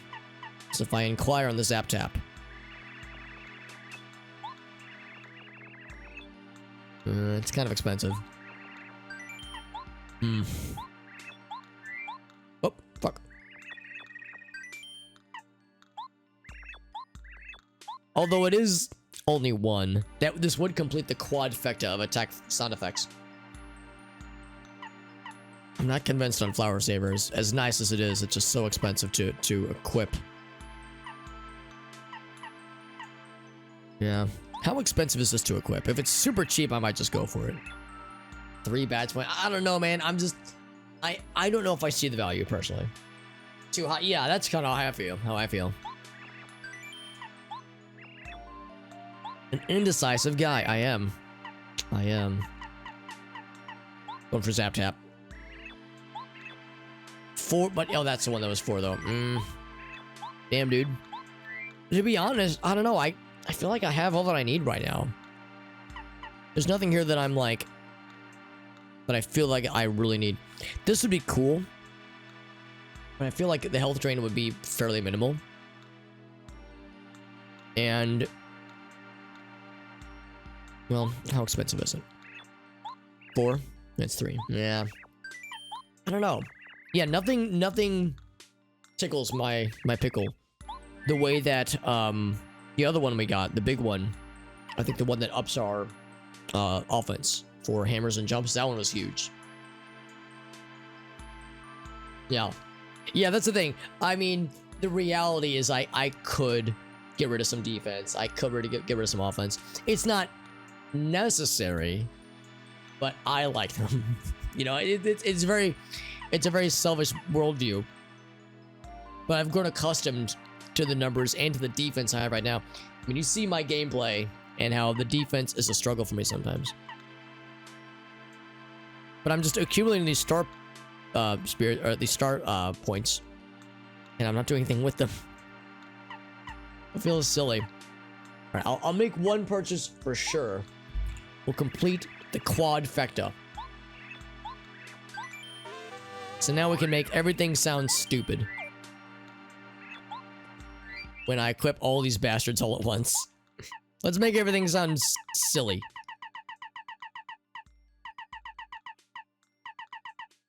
I'll get rid of that one. Perfection. Peekaboo is huge. Yeah, like Peekaboo, I could see Peekaboo being really helpful for certain group areas and like group situations. But personally, the thing for me is seeing the bad guy's health bar is nice. It is very helpful, but I don't know if it would change my tactics. Like, would it make me want to change up my game knowing that they have a lot of health left or a little bit of health left? I feel like it wouldn't impact me enough. So it's a question of, is the convenience factor worth the badge points? Or could I invest those badge points elsewhere? So it's like, I get why it's nice, but how nice? Like, that's the part where I'm like, since we only have so many badge points to go in. So it's I think it would be different for everybody. I think it would be different for everybody for sure. But yeah, I've kind of built this build, if we're calling it this. I've kind of built myself into a bit of a hole or into a bit of a corner with all these badges that I'm kind of leaning on. So it gives me very little wiggle room here. One thing I'm curious about, there's a few others I was like, that'd be nice. And if they're super cheap, I'm curious about. Like, field attack could be kind of cool. How cheap we talking? Another 3-er, yeah. That one would be nice for certain areas, like the sewer area, for instance.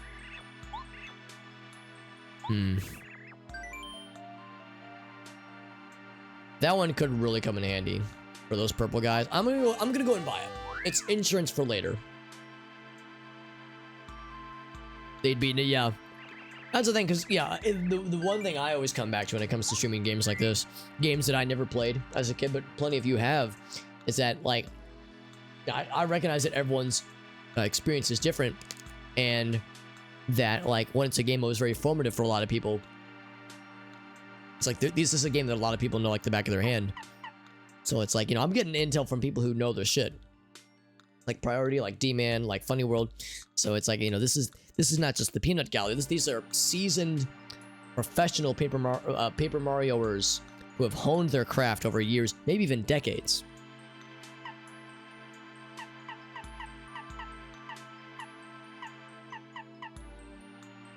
Yeah. Moneymaker sounds nice. It's expensive. Oh my god, 7? Ugh. That's too much, man. That's too much. I mean, I like double money as much as the next guy, but I don't like 7 badge double money. Too much. Too much. It's too much. But it's nice that it's there. But no, like I said, I do enjoy like hearing, especially the strategic stuff. I really like hearing the mechanical things, like you guys were saying. I feel like for me at least, it's like the mechanical and strategery that goes into the battle system. Like that's something that I think has a lot of depth.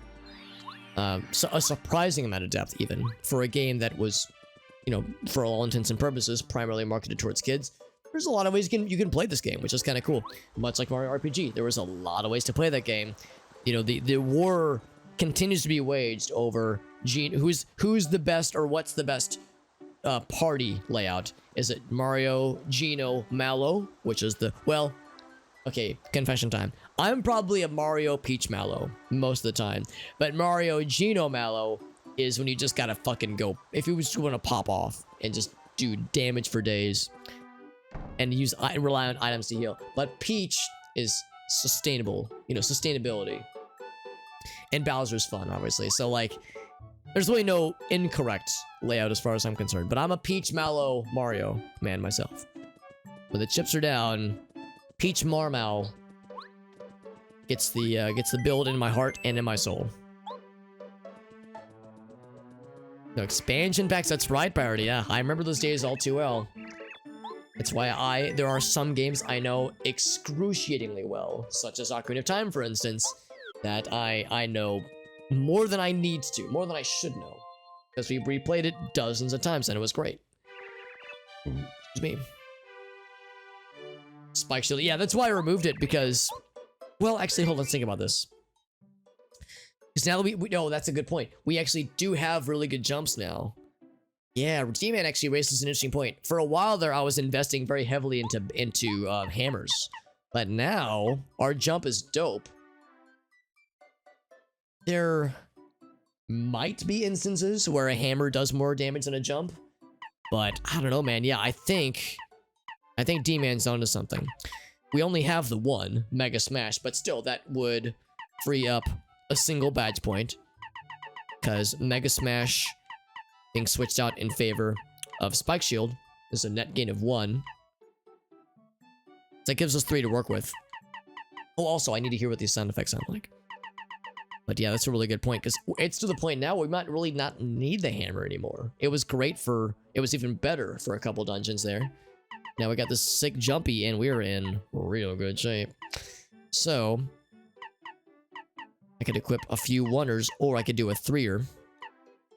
We were just looking at some 3ers that were tempting earlier that we could go back and buy. The double dip is nice. Or I could even remove multi-bounce. Multi-bounce did come in handy a couple times earlier, so I guess I'll leave it for now. But I could get rid of multi-bounce and go back to my bay. Alright, my BFF forever. Forever, my BFF forever. I might just go for that.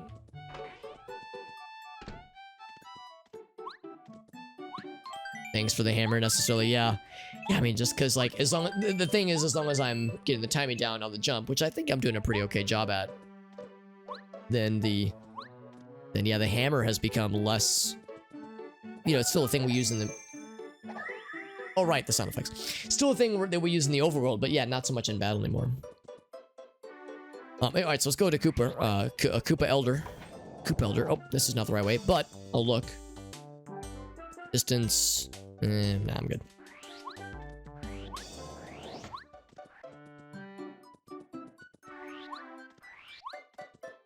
So let's go to Koopa Elder and see if he will be satisfied by the news I'll be sharing into his brain. Oh, really?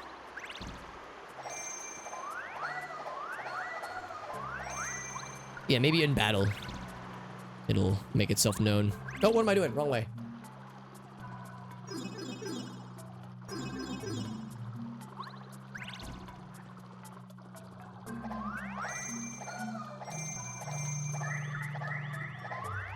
I think the slide whistle is my favorite personally.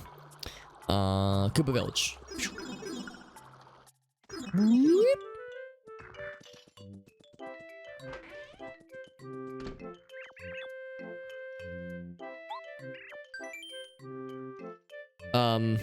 Oh. No. Okay, so reading the newspaper wasn't enough then. Oh, okay, all right. Let me read it one more time. There is a detail I'm missing here.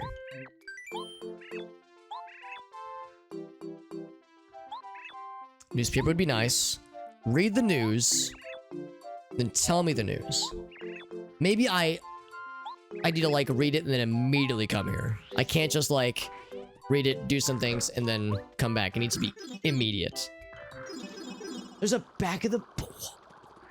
That blows my ass out of my butt. Or something. There was I mentioned the tweet that I read the other day where it's like, sorry, my head's really playing with my ass today. And the guy was like, do people say that?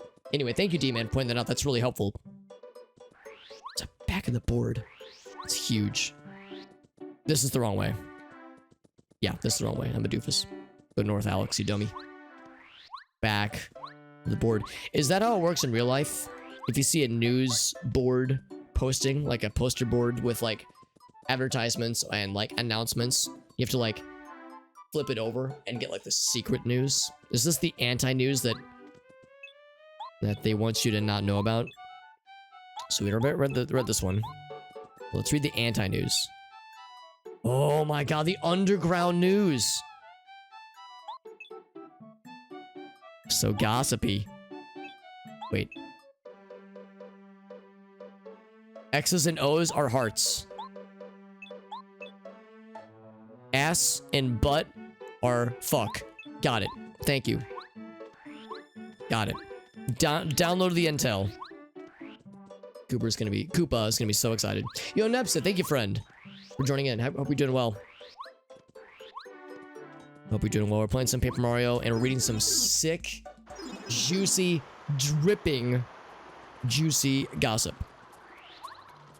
And we need to go share the gossip with Elder Koopa. He's gonna be, excuse me, so excited. Yeah, I'm just assuming they were censoring for our benefit. Pure class, that's what's going on, yes. The Wild Tales. Now he's hip. 1 coin. Here's a tuppence for your trouble, young laddie. A life shroom. Aw. I mean, I like those. And that's the good ones, right? Not just like the chill ones. Like the fun ones that resurrect you when you die. Is this man saying, young lad, I'm gonna die soon. I need an extra life. Could you fetch me a fairy from Ocarina of Time? Or the Zelda series. And if that won't do, just do one of them life shroomers. Shroomy doomies. Thank you, Jimmy. Sorry, you probably came in right when I was doing a very bad impression of an old person. Hope you're doing well. Thank you, Mr. Jim. How you doing, buddy? Don't sleepy Nepsit. I don't blame you. I've also been... I also was like... I didn't get a lot of sleep last night, and I had to get up early this morning, so I'm on a little bit of the sleepy zone. Jimmy, it's good to see you. Thank you very much for that raid. How you doing, my man? Thank you. We're playing Paper Mario. This is my first Paper Mario game ever. It will not be my last. I'm enjoying it a lot. And you're about to see me nail it on this quiz show. We're gonna fucking nail the shit first try. Easy peasy. Jimmy, how was Secret World Legends going, and what kinds of cool stuff were you up to? For those who remember the Secret World Legends streams I did a year or two ago, Jimmy was instrumental in helping me out with a bunch of cool stuff in that game. He gifted me a lot of cool cosmetic items, was always helpful with lots of cool lore and like background info on the game. He is a walking and talking encyclopedia of all things Secret World and an excellent guy.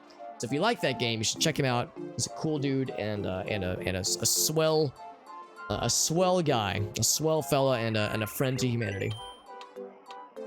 Name of the leader of the Red and Blue Goomba Bros. Goomba King, right? Gamer moment, hell yeah. Hot sauce 100%. Hot sauce. Wait. Hold on. So you said permanently poisoned? That means, so, I can't remember what the hot sauce does. It's not the one that instantly kills you. That's the one that has, fucking cyanide in it. Cyanide and almonds or something. But that's the one, so, hot sauce. So it's like slowly draining health. That sounds like it would be miserable. Hilarious, but miserable. Percentage. Oh my god, it's a percentage. So it's not even a flat number. You just gotta deal with your health just being fucked. God. Well, Jimmy, you were a madman. And I say this lovingly. But you are a bona fide madman for taking on these absurd challenges, and I love it. I remember the... what was it? I remember the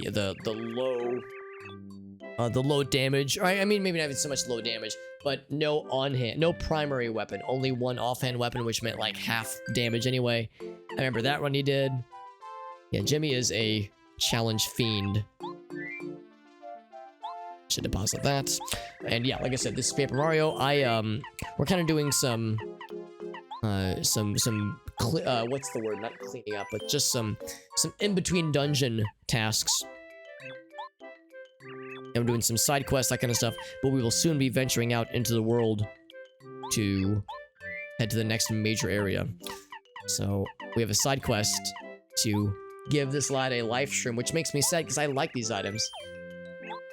We have to relinquish it for this elder gentleman. Auto drink hot sauce every time. Oh my god. Funny animations. Interesting. So there's like funny animation gags. That's kind of fun. Jimmy, do you remember in the original The Secret World? Sans the Legends, just Secret World. Do you remember the Taco Hat achievement? It was something absurd, like eat 5,240 tacos. Or something absurd. And when I was a young lad, this would have been, well, in all fairness, this would have been 7 years ago, so 2015. When I was a young, scrappy young hobbit, my friends and I played a lot of The Secret World back before it relaunched as Secret World Legends. And I had this like, I had this pie in the sky. I was like, I'm gonna get that taco hat, motherfucker. So I'm gonna do it. And I'd be playing with my friends, and we would all remind each other like every 30 minutes or every 10 minutes or so, because it was like a 10-minute cooldown. Every 10 minutes or so, we try to remind each other, all right, boys, taco up. And that meant eat a taco, get like a 5-point boost to your attack rating. You know, it's a minimal rating boost, a minimal stat boost, but it became a mantra. It's almost like, you know, instead of namaste, it is taco up. And that was what we used to kind of center ourselves. So nowadays in Secret World Legends, you can just get the taco hat for freezies, I think. But back in the day, that taco hat, I wanted it so bad. Thousands of hours in the original, yeah. You got that shit in one sitting? Jesus, yeah, I was gonna say that. That's like just clicking the mouse every so often. So to your point, having a utility that would auto-eat or auto-consume when the timer runs out would have been instrumental for my taco hat ambitions. I wish I could travel back in time and hook up young Alex with that utility, because it sounds perfect. Yeah, the original was a fun time too, but a taco hat, man. There's an alternate universe out there where this young Alex succeeded in his taco hat quest, but for now it remains a distant ambition. We got our 1 coin, by the way. We just gave this man a item that costs 50 coins. His reward for us, a single coin. So he's like, no, thanks for the extra life, Sonny. I know this is a very rare item in the game. Here's a tuppence for your trouble. As he hands us a penny. The playroom. Oh, that is useful. That's like a mini-game casino area. That is legit useful. Have a good night, Nepsa. Thanks again for hanging out. It's always nice to hear from you. Maybe I'll see you in, and she says this channel, in Boundary Break's channel, because that was kind of fun running into Nepsa earlier. So we have more side quests, more errands, a nutty cake. That would be, yeah, the Goom Nuts. Yeah, that's easy. It's near someone's house. Do you like how his lettering is shaky? So it really, if you don't, I don't know if that helps, but you still find one so tasty. Like I'm imagining he sounds how I want him to sound, based on the wobbly text. So let's go get a nut so we can nut into the cake.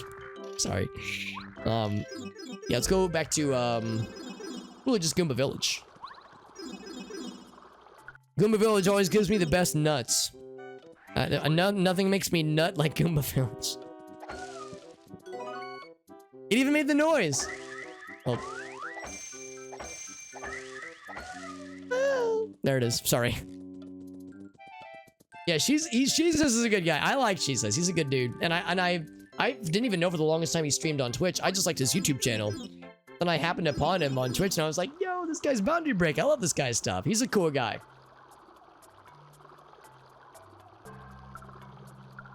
Is he? Oh, did he? I remember because I know I've rated him once or twice. Yeah, I've rated him before. He's rated me before. I don't think he really knows who I am, nor would I expect him to, because he's a very successful content creator. But yeah, I'm a big fan of Jesus. He's a good lad. He's like, he always does an interesting mix, I think, of being silly and goofy, but also being like really, what's the word I'm looking for? Earnest. Very earnest and very like sentimental. He's a sweetheart. He really is. All right, I gotta go to Tasty so I can have her cook the nut. I gotta give Tasty my nut.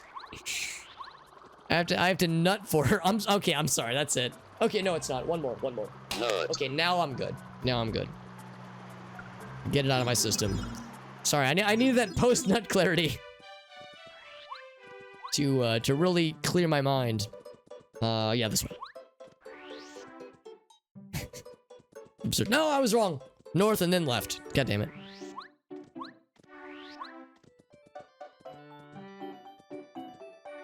Yeah, this one. Tasty, I have a need. I have a mighty nutty need.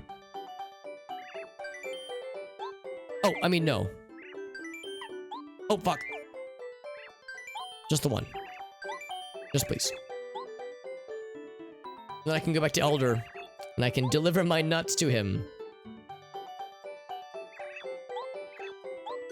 Please receive my nut. Cake. Now, the one nice thing with this particular side quest is that the shortcuts to get to and from where we needed was all very close by, thankfully. That'd be a huge pain in the ass to do without warps and such. So that is a nice convenience. Right, home slice. I got the goods for you, homie. Bouncing bob-ombs. I'm nutty for this cake. 1 penny. 1 coin. Another errand. Another favor. Coming from next door. You and Cooper are friends. Time to have Cooper negotiate.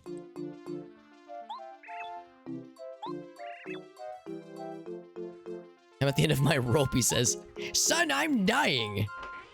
And I need to sleep before my ailing heart just fucking keels over. From these Neanderthals making all that motherfucking noise. He says, I'm not going in there. We tried having Bombette try to calm this down, but maybe Cooper can use his excellent diplomacy skills to calm this all down. The neighbors are complaining about your noise.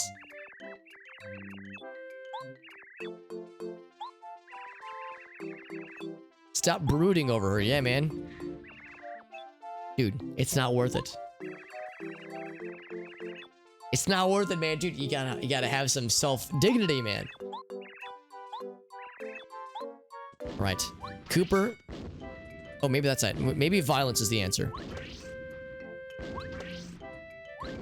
Okay, violence is not doing anything. Bombette, I'm gonna have to enlist you once again to try to fucking calm this man down.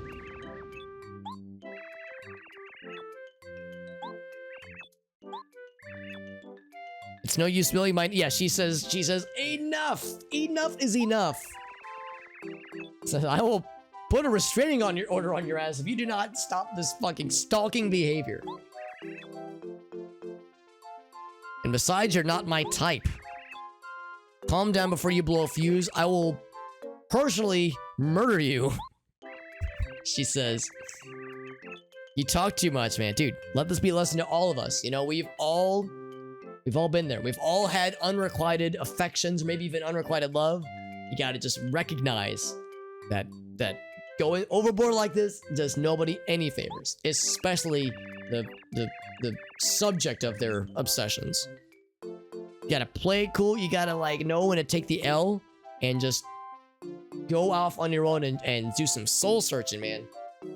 Sometimes you gotta work on you, right? Sometimes you gotta do some self-cultivation. Alright, so I think he's finally figured it out. Alright.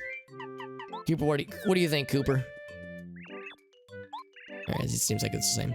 Anyway, I think it's finally resolved. Finally. After many, many attempts at calming those motherfuckers down. I guess just the one. You're the man, Mario. Sweet Dreamland. Special gift. Star pieces! More errands! I knew it. People are saying I'm cheap. All I'm doing is asking for items that cost 50 coins with exchange of 1 coin. It's the deal of the century for me. Did he fall asleep? No. Oh, he's just telling a long story. I thought the ellipses meant he fell asleep while standing.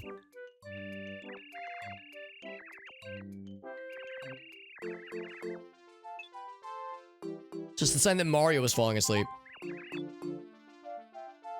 I don't need help except the booze. One of them has an old photo of mine. Is it a compromising photo? Oh my, it might be. He says, it's an old incriminating evidence of me performing some illicit activities I'd rather not let come back to my wife or my grandkids. You know how it is nowadays with them internet and them photoshops. It's okay, Grandpa. I got you covered, homeboy. I'll get you covered and we'll get it all squared away. Compromising? No, it's well, actually. Actually. Oh, wrong way. Going the wrong way. I mean, the word coom has other connotations, and I guess that's all I'll say about that. Let's go and take out this spiky boy. Sound effects are ridiculous. Now, I don't know if we can actually slap Buzzy Beetle. We can beat the shit out of this guy, though.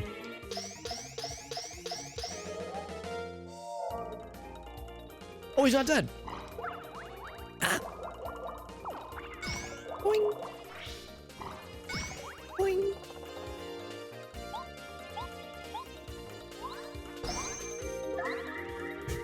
Sound effects are fun. Also, the little twinklies and sparklies are fun too. I'll go and finish him. 6 damage. Pretty sick. He's dead AF that time.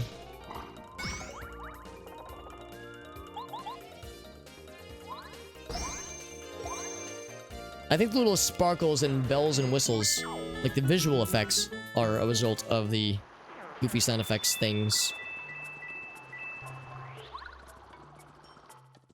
So no, yeah, it's not this way. It would be, back up.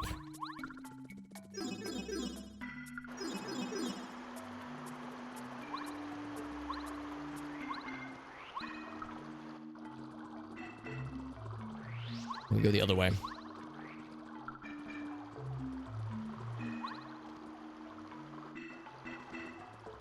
There we go. So in my mind, there was like a left-facing door, but I was like, is it that doorway or the other one? Who do I not have upgraded? I don't have, Parakarry and Lucky Lester. So those are the 2 right now. Lucky Lester is probably the one I'm least excited about, although I'm curious what his, like, top-tier power thing is. Parakarry is good. I do like him, but, same thing, like, it would depend on what his 3rd tier ability thing would be. I went ahead and went for Cooper's just because his was a fire attack, and I'm theorizing that some enemies might be weak to fire, since some enemies are weak to ice, for instance. Gotta keep scaring people. Oh! Yes, Koopa Koot, that's right. been known to use people. I am aware. Also, I just want to see the dirt on this incriminating photo of him performing illicit activities from his younger years. A couple of fights over his personality. For a bad when he started traveling. Well, that was very easy. Young Koopa Koot, he wants this. So isn't that like an interesting bit of lore, flavor text, if you will? I can't like look at him more. Where, you know, we're not just hearing that Koopa Koot's an old coot, but also is a selfish manipulator who takes advantage of the kindness and generosity of others. How lucky that the first boo we talked to just happened to have it. There's other boos here, I'm pretty sure. There's the one downstairs. Are there any behind this door? I don't think so. Nothing in here. Wait, I can break these things. These sound effects make me happy. Apple! Double apple. For double doctor resistance.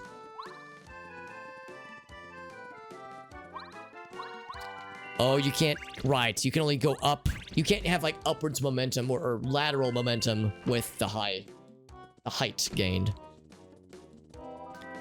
Yeah, so, I mean, we have what we came here for. I guess I'll...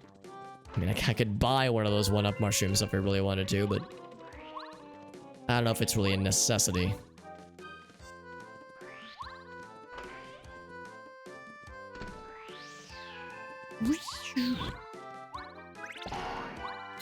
Yeah, I think this was the area in which we got the ability to break these boxes. So it really wouldn't be anything new, per se. Yeah, so you can just buy one of these for 50. Or these other things, the stopwatch, the mystery thingy, so the royal jam, or not royal, the maple syrup. So anyway, we have what we need. That is what I care about the most right now.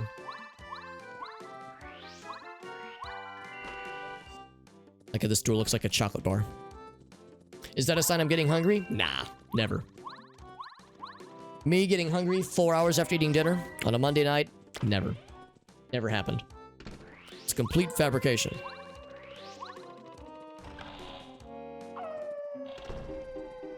What are your guys' opinions? For anybody who has an opinion on this kind of thing. What are your opinions on chocolate, like chocolate makers, like chocolate companies? Or companies that make chocolate, that is. Because there was an interesting discussion on my Discord server. Shoutouts to my Discord server, by the way. There was an interesting discussion on my Discord server that happened a few weeks back. If you want to check it out, there's a link. It's all in there. The Discord link, all that jazz. It's a little self-plug there. But there was an interesting discussion at one point about how in North American in particular, chocolate companies like Hershey's and like Mars bars, all those guys, a lot of American, North American chocolate makers use certain techniques with their chocolate mass production. I think it's like fermented milk. I think what the difference here between like American chocolatiers and European chocolatiers is that European chocolatiers either don't use as much milk or they don't use fermented milk when they make in their like chocolate brewing process, and American chocolatiers do. And the aftertaste that causes, oh, what am I doing? I need to go back to the Koopa Village. The aftertaste that it causes when you add this milk, this milk product, whether it's fermented milk. Again, I might be getting my wires crossed here, but the end result is that American chocolatiers end up with chocolate that has a distinctly different taste that Americans, us North Americans, weren't used to. So we don't mind it or notice it as much because we've been raised on it. Like we've had it since day one. But for Europeans, where their chocolate making process is wildly different, it literally, without exaggeration to some of them, tastes like puke. And no, it's not Europeans being snobby. It literally is like their palate isn't used to this particular reaction, this like chemical reagent or reaction that is in the chocolate, and it has like a similar aftertaste as like freshly barfing. So, which is fascinating to me. And I've had European chocolate, and it's good, And I've had American chocolate, and I'm used to it. I mean, it's okay. I don't hate it. I don't love it. It's just all right. So, like, it is a distinct difference. But, I'm just curious if anybody has any opinions on like, their preferred chocolate, endeavors. Five-finger, they make chocolate. Correct. What's up, Wired Wolf? Inner Demon as well. And we have a quest we're turning in, as well as some seedy background we learned about Elder Koopa. Clomping clubbers. Just look at me there, young and vibrant. Wonder how longer that was. Turtles can live quite long in some cases. Tortoises, for sure. So I wonder if this man is like hundreds of years old. Yes, 1 million confirmed kills. D-Man does not fuck around. 1 coin for our troubles. What's your next errand, old man? A tasty meal in a Goomba's age. Coop pasta. I do have dried pasta. I'm ravenous. I bet it's the Koopa leaf. He wants the Koopa herb. Let me acquire some herb. Yes. That's gotta be it. Get that Koopa leaf, get that Koopa pasta. Coop pasta. I had pasta for lunch earlier. It's one of my go-to kinds of things whenever I'm cooking for myself. Like if I'm out of leftover kinds of things and Gracie's busy, I'll whip up just a batch of pasta. Real simple, you know, just pasta noodles, just boiled noodles, pour some fucking marinara sauce over it, maybe some olive oil, like just a small bit of olive oil on the noodles to keep them from sticking together, and of course salt the pasta water. But real simple, and I make a big batch of it, and it's like 5 or 6 meals worth, so it lasts for about a week. So it's really convenient and really easy. Big fan. I gotta go grab the pasta noodles. And then we'll be in good shape. Pesto pasta? Yeah. Oh, but you got sick of it? I like pesto pasta. I don't know if I can eat it for a week, though. I can eat marinara pasta all day, every day. Well, maybe not literally every day, but several times a week, and I will not tire of it. Or at least it's yet to happen. But, yeah, pesto pasta, I like it. I don't know if I would be very confident to make it myself. I feel like if I made it myself, I wouldn't do a great job. Hopefully I wouldn't do a horrible job. But I probably would, it would probably be mediocre if I were to make it. I bet like a restaurant pesto pasta would be quite nice. See, I like a lot of pesto things.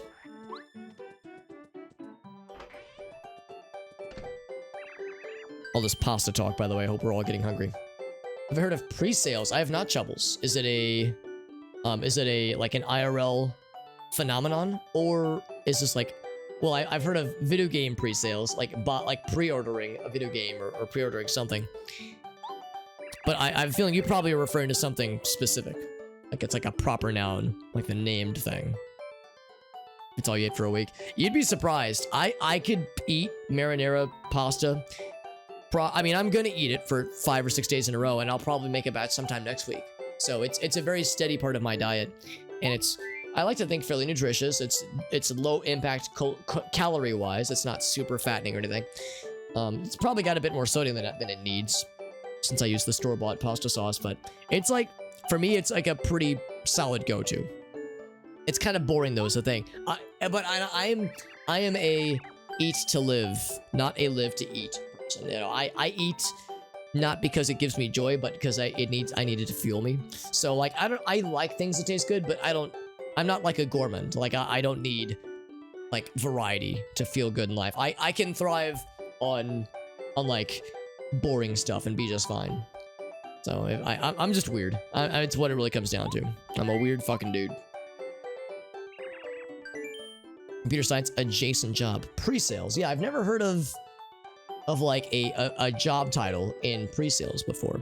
I'm kind of curious what it entails, Chubbles, because I am in a computer science field myself. As I think of like Salesforce, which is I think a platform, like a a platform that is used to make user-facing, like sometimes point of sale, clients, like applications and clients, for merchandising and, you know, for transactions and purchasing things, any kind of mercantile type things. Sales rep in the tech team. So it's not coding or maintaining products, but you have to have the, oh, okay. Yeah, I mean, I've had to do that style of thing before where I'm in a technical situation. I need to explain at a high level what I'm doing, what I've done, or what I want to do. Like if I have a proposal for a thing and I need to get, you know, I need to get approval. Koopa, by the way, we got that shit. If I need to get approval for a thing I want to do, or a thing I'm trying to do, and it's a very technical thing, and it's like, okay, I have this idea in my head and I understand it, but to understand it, I had to go through the code and go through the software, blah, blah, blah, and it was like a very technically minded thing. And my manager hasn't coded in, you know, a decade, because he's like a, you know, he's the overseer now. So it's like, how do I transfer this knowledge that's in my brain, or this idea that's in my brain, into his head in a language that is easy for him to understand? So that's something that I, in a general sense, I've had to do, but never in like a way that where it's like like my job title per se, or like a actionable, chargeable like task on my list. More in an informal kind of setting. Because that's a thing that happens all the time. You know, you're surrounded by developers, you're gonna talk and think and sound like a developer. But yeah, you start talking to production, or what am I trying to say? QA people. You start talking to testers. You start talking to copywriters. I mean, they're oftentimes technically minded, but maybe not to that same level. So yeah, you got to be able to talk in different levels, and maybe even talk in different languages, so to speak. Yeah. That's good. It's a good skill. It's a really good skill to have, Chubbles. It makes you and the nice thing about that skill is that it is, I would argue, it's like cross-generational and cross field, is that the word? Cross-disciplinary, I guess I would say. So if you ever wanted to, and I'm not saying that you have to, obviously, but if you ever wanted to go into like project management, or even like team management, or people management, if you wanted to do some kind of overseeing task, then that skill is instrumental. Like, for instance, I'm the scrum master for my team, so I'm primarily developer, but maybe 10% of my day is dedicated towards keeping track of what my team members are doing, keeping track of their task load and their capacities, that jazz, and also giving statuses to other scrum masters and other teams. So I have to high level describe the things we're doing. So, you know, it's a thing I'm having to invoke. Even though I'm not a manager, it still comes up. So it's a skill set that is going to be super useful across the board. Yeah, good at reading code. Yeah, that's huge, Shovels. I'm in a similar boat, honestly. I like to I tell myself I'm awesome, but the honest truth is I'm an average developer. I'm not bad. I'm not amazing. I'm okay. I'm good, but I'm not gonna, you know, I'm not gonna fucking reinvent the wheel. I'm not gonna blow anyone's mind. And there are certain kinds of coding situations I'm pretty good at, others I'm not so good at. So I'm just average across the board. So yeah, looking for skills like that is a great way to keep yourself competitive. Archaic Legacy, yeah, dude. That I'm actually helping to train a new person in our team right now, who just joined a few weeks ago, and I was having similar conversations with them about this very subject. Because yeah, maintaining old shit from 5, 10, 20, 30 years ago, Jesus, yeah, that can be mind-numbing. So yeah, that's tricky. Coding questions are fun. Yeah, no, I understand, man. I understand. I think we're probably pretty similar, you and I, in that sense, because yeah, I have worked and studied with some incredible minds, and my mind, I've also worked and studied with people that really struggled and like had a hard time clicking with certain concepts. And I'm probably closer to the middle than I want to admit that I am. I like to think I'm closer to the top, but I'm probably in the middle, squarely average Alex at your service. So it is a thing I'm familiar with. I know, sorry, we're getting into the nerdy shit, but it's an interesting subject, and it's something that is very much ringing true. By the way, shoutouts to Tasty for nailing that coup pasta. Perfecting that recipe. 1 coin, by the way. Hell yeah. Jank-ass code written in the 90s, yeah. There's not as much of that for the company that I work in now. There's not as much of that with my current company, but the company I worked at previously, there was shit, without exaggeration, made in the 70s that we were maintaining. I'm so glad I don't work there anymore, by the way, because it was like I was the only .NET developer in a team of COBOL developers that had all been working for this company for like minimum 30 years. I was fresh out of college, and they were all, let's be honest, they've probably all retired by now. Because they were all like, they were hiring younger people like me, fresh out of college, because they recognized in 5 years, all these motherfuckers are going to retire at the same time. So they were like, oh no. They hired a bunch of college grads, and they tried to like kind of shoehorn us into these roles, and honestly, it didn't really work out that well. I mean, I did okay. I eventually moved to a different team within the company, and it was all right there too, but obviously I jumped ship. But yeah, it's like maintaining that old code, man. Or maintaining old products like that. You lose that tribal knowledge when people retire, when people jump to different companies. It can be a mess sometimes. So like Chubble's was saying, being able to quickly understand what, at a high level, what's going on can be real big. Big. Also, more errands, by the way. My glasses. Must have dropped them. I don't know if I've ever seen him wear glasses. So it's somewhere in the village. Time to slap shit with our hammers and make goofy noises. Let's just take a look around. Let's poke some bushes. Ooh, let's check out this wormy boy.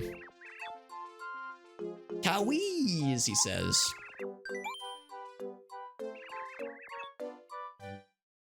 Yo, Kev, what's up, bud? Archaeologist, homie, you're not wrong. You are not wrong. Sometimes that's how it feels, man. Because, like, you can look at the code, and that's one artifact sometimes. Sometimes you have to then say, is there any accompanying documentation?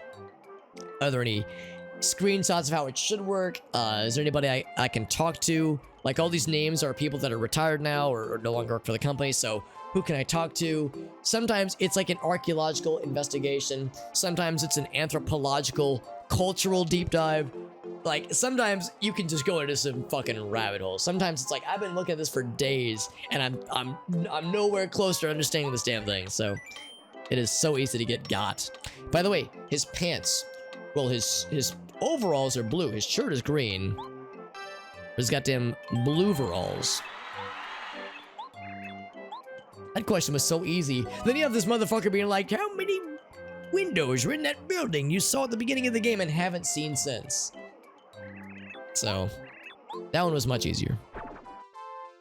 See you later, buddy. Bluey, that's right. D-Man remembers Bluigi. How could I forget?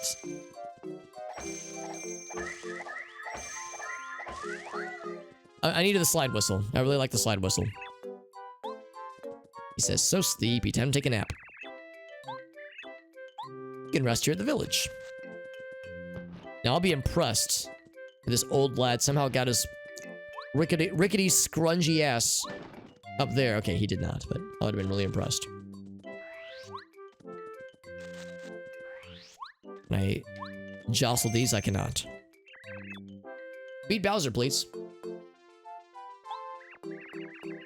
Are they the same guy? That's a legit question, Kev. I remember at one point there was a... Oh, right, yeah. Here, let's have Cooper talk to him. There was some folks who were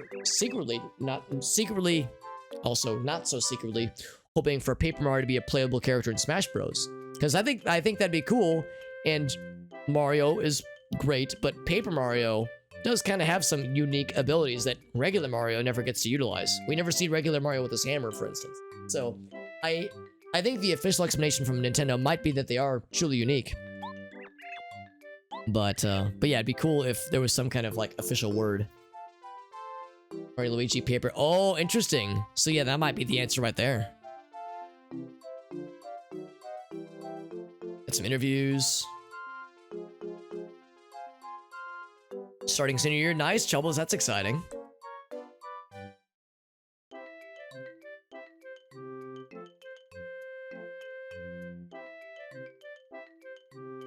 So yeah, pre-sales engineer. So that's the term, or like the title. Yeah, that's awesome, Chubbles. That sounds incredible. That all sounds really encouraging, man. Pretty much guaranteed. Dude, that's sick. I'm so happy for you, Chubbles. That's so exciting, man. Making some career moves. That's what we like to hear about, man. We love that fucking, you know, building things up in our life, leveling up our career. That's some good shit, man. That's that good we like to hear about. That sounds fantastic, buddy. Hey, GV, thank you, my man. That's so sweet. Thank you, Grovana. Hope you're doing well, my man. How's the Maverick stuff going, bud? I know when I was watching you last, you were playing more of that spooky puppet game. The spooky puppet friend with the gangly arms that would stick to things and stretch around. The name escapes me, but it was a couple days ago, and it was a continuation of when you streamed it previously. And it was fun to watch then, and it was fun to lurk there as well. Anyway, thank you, Roberto Company. Thank you for joining in as well, friends. We're playing some Paper Mario. This is my first Paper Mario game that I've ever played. We're actually nearing the end of the game. We are, for those who know this game, you will recognize we are 6 out of 7 star energy ascended. So we are getting there. Hey, the resub.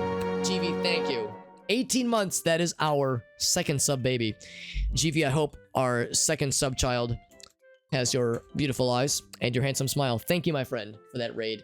Here, let me do a quick shout out for you, buddy. Let's see what you've been up to lately on today's stream.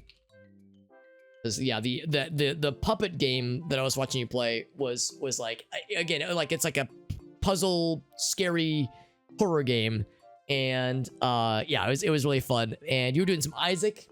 I was just talking to Scarlett about Isaac not too long ago, and we were both lamenting the fact that we both have so much still left to do. Martha's Day, was that the one that might have been it? It was the one where, yeah, maybe that was it. I thought it was a different one, because the name escapes me. But that one was crazy, yeah. Because when I was lurking on your stream, it was just a couple days ago. But thank you again to Grovana for that very kind raid. What are some other plans you have for the rest of the week, by the way? For those that don't know, GV is a fellow streamer friend, and he's in the midst of an annual celebration of some of his and some of the chat's favorite games. He calls it Mavericks. It is every May he does some kind of big endeavor like this. Although this year he's mixed it up by also including a Yorveritz component to it, where people will vote on what games they would like to have him stream. He is a variety streamer at heart. Although, GV, I know you're a devotee of the Elder Scrolls games and the Soulsborne-like games. You'll be happy to know that once we're done with Paper Mario, I'm going to embark on to Oblivion, because I've played a crap ton of Morrowind over the years, but I've never even so much as touched Oblivion. And you have inspired, between you and George and CD and Adam, like all these cool homies that play these games, I'm like, you know, I've seen enough. I need to experience this myself. So I'm excited for that. And I thank you, GV, for being such a great inspiration and a good role model. It's a grind, man. It really is, Priority. You're not wrong. That's right, Control. Right. Excuse me. That's right, Control. That's right. Yeah. Yeah, because I saw you were doing a first ever playthrough of that, which was awesome. Yeah. Yeah, Martha. I think you're right. I think it was the Martha one. Yeah, I think that would be it. It's starting to feel more familiar. I'm so excited. I mean, I love Oblivion, and I love games from that era, so I'm excited. And I've tried, like, I've lurked on GV playing Oblivion. I've lurked on George and others, and I've enjoyed it. But each time I don't try to watch too much because I want to experience it myself. So now I get to really experience that myself, and I'm excited. And live memes, yeah, that's the thing. I understand there is a healthy dose of jank that is part of the experience, and it's part of what makes it so special. So excited, so excited. Have a good night, Five Finger. Thanks for hanging out. Thank you as always for your positive energy that you always bring. Stop! You have violated the law. I've fought mud crabs more tougher than you, or something, whatever he says. So yeah, I'm excited for it. It'll be a good time. We're playing Paper Mario right now, though. We are kind of on the final act of this game, more or less. We're actually in a side quest right now. I'm gonna take a quick perusal in the backyard. Okay, probably not. Probably not here. We're in a side quest right now. We're looking for an Elder Koopa's glasses. He says he's misplaced his glasses, and that he hasn't ventured beyond the realm of the Koopa village in a while. So they're probably around here somewhere. They couldn't have gone too far. He's a scrungy old lad. He couldn't have, you know, delved too deeply. I'll go and grab that Koopa leaf. Why the hell not? Yeah, I'm excited for Oblivion. It's gonna be a good time. Granted, I'm in no immediate rush to finish this game, you know, right now. I'm not like plowing through it super fast, but I am excited to get to the next game. I've been doing a lot of roguelites lately. Been doing a lot of Noita and Binding of Isaac. Some Roller Coaster Tycoon, which is not a roguelite, obviously, but still, I've been like kind of in that realm for a while. So getting back into like first playthroughs is something that I'm enjoying. And again, this is my first Paper Mario game. I've always heard the series is awesome, especially the first 3 entries. So it's been on my list for so long. It's embarrassing it's taken me so long to get around to it, but better late than never. I'll eventually play Thousand Year Door, and I also want to play Super Paper Mario eventually. But again, thank you to GV for the very nice raid, and GV is a friend to Twitch and a friend to humanity in general. And by the way, if anybody has any clips from Grovana's stream, I need to be in the habit of asking this more often. If there were any interesting or weird or silly moments, and they have a clip they want to share, or if GV yourself, if you have a clip that's in mind, from anything that was silly or goofy or extra momentous, you're welcome to share it. And because whenever somebody raids me, I always like to turn the spotlight back into them to say, you've done me a favor by raiding me. The least I can do is offer that back to you, the spotlight back to you, for those who weren't already aware of their content. But yeah, we're doing some Paper Mario, and that's pretty much what the evening will be for us. The next hour or so, probably. Yeah, that's a fun thing too. Yeah, Koopas and bombs. The one that gets me is probably Goombas, because let's be honest, man, Mario has probably ended the lives of so many Goombas over the years. Yet here we have a Goomba friend that we can talk to, and he'll give, you know, advice and info about the area we're in. And his name is Goombario. He was named after Mario. His parents love Mario so much that they named their son and their daughter after him in his likeness, or at least in his nomenclature. So, and let's be honest, those elder Goombas are probably old enough to remember the original Mario games. So there are some layers to this psychological breakdown, man. Oblivion, Morrowind's got, yeah. I mean, I love Morrowind. I've played it a lot. I have more modding projects I want to get into with Morrowind. Those are the glasses, by the way. So yeah, it's one of my favorite games ever, and I've heard from lots of people that Oblivion has some real cool stories, and some really cool storytelling, and unique quests, and cool combat, and some like interesting areas, and some interesting like locations, and that it's a level up in a lot of ways. That there are some things that are simplified. You know, there's no levitation. There's fewer weapon types. Like some things are simplified, but there's still a lot of great stuff there, and I'm so excited. Trying to find a puzzle. It was, oh, press the E button. Yeah, sometimes it do be that way, where it's like, man, there's probably some elaborate solution here. What is it? I'm trying this, I'm trying that, then I go, wait, did I ever press the use button? And yeah, it's gotten me more times than I want to admit.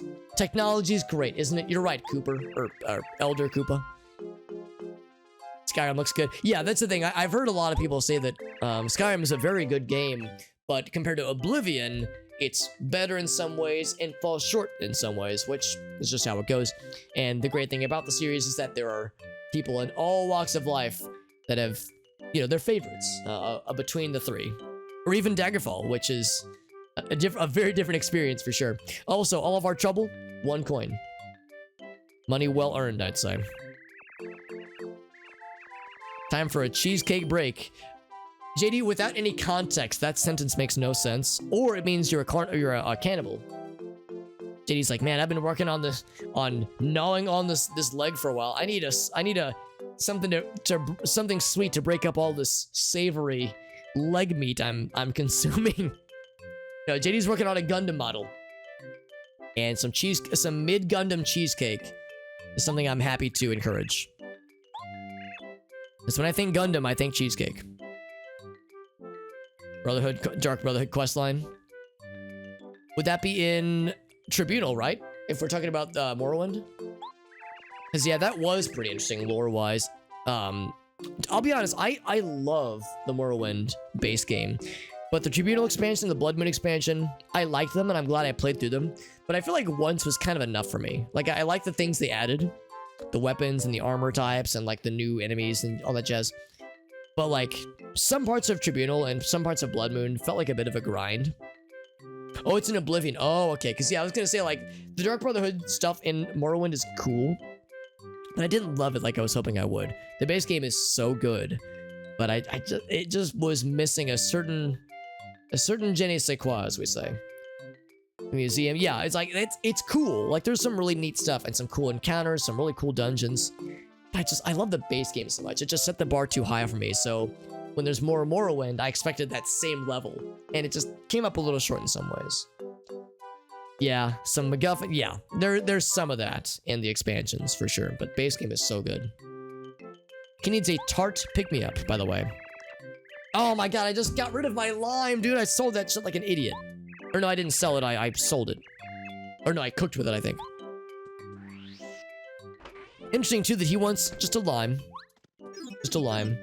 Do you want, like, a lime soda or, like, a beverage or maybe a pastry? No, he just wants a lime just to eat raw. He's not even going to peel it. He's just going to be like, thanks. And eat it like an apple. So anyway, limes would be in the desert. In the dessert. I'm going to have... Not sure if it really matters. I mean, Bombette is always solid. I'll go with Mr. Coop. Cooper never gets to shine like he deserves. Total conversion. Yeah, that's the thing too. Yeah, for me personally, I will be playing Oblivion. It'll be my first ever playthrough, and I will be using no mods, at least at the start. I could be maybe influenced, you know, if there's some really interesting mods that people are like, Alex, it's so cool. But yeah, we start in simple. There it is. At the beginning. And just starting vanilla. And I'll definitely steer clear of full conversion mods. But that's something to keep in mind if I, you know, wanted more Oblivion style things in my future.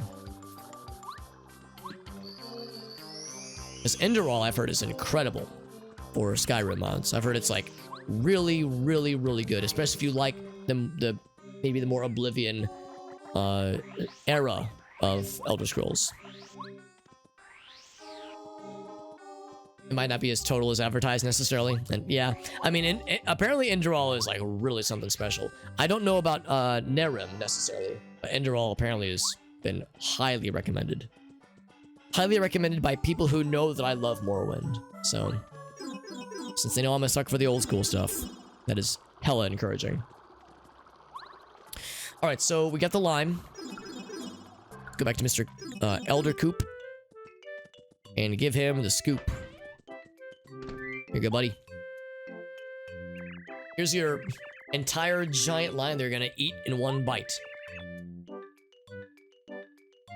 What a sour lime. I'm not gonna lie, my palate for sour is not so much limited, but I don't love it. You know, like Grace and I were hanging out the other day, and she got these cool little spritzers you can put in water, like bottled water, to like flavor it up.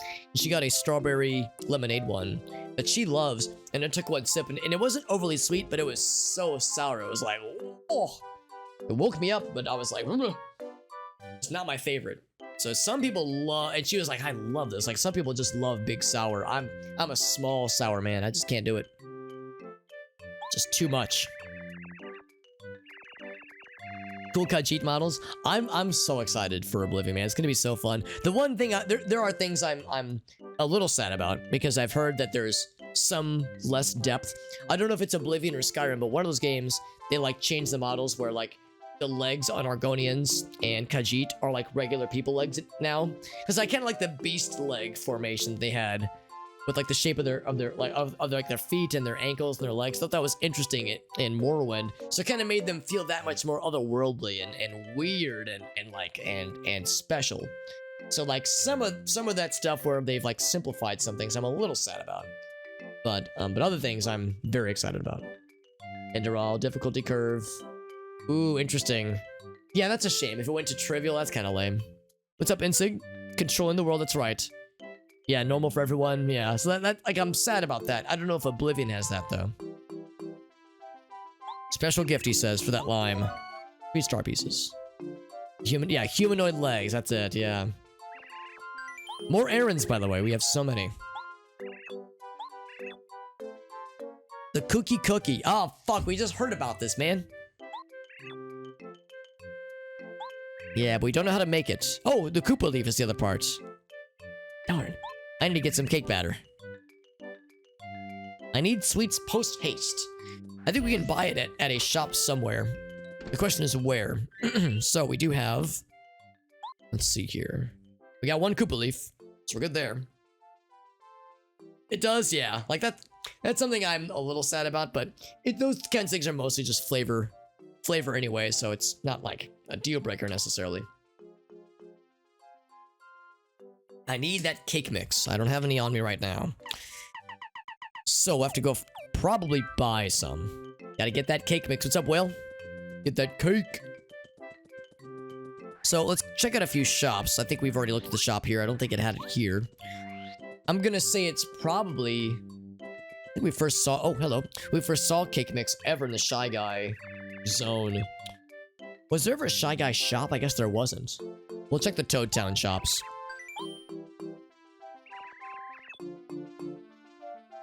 The Koopa's leaf, yes. I thought the same thing, Kev. Like the Koopa leaf. Also, there's the strange leaf you can get in the flower fields.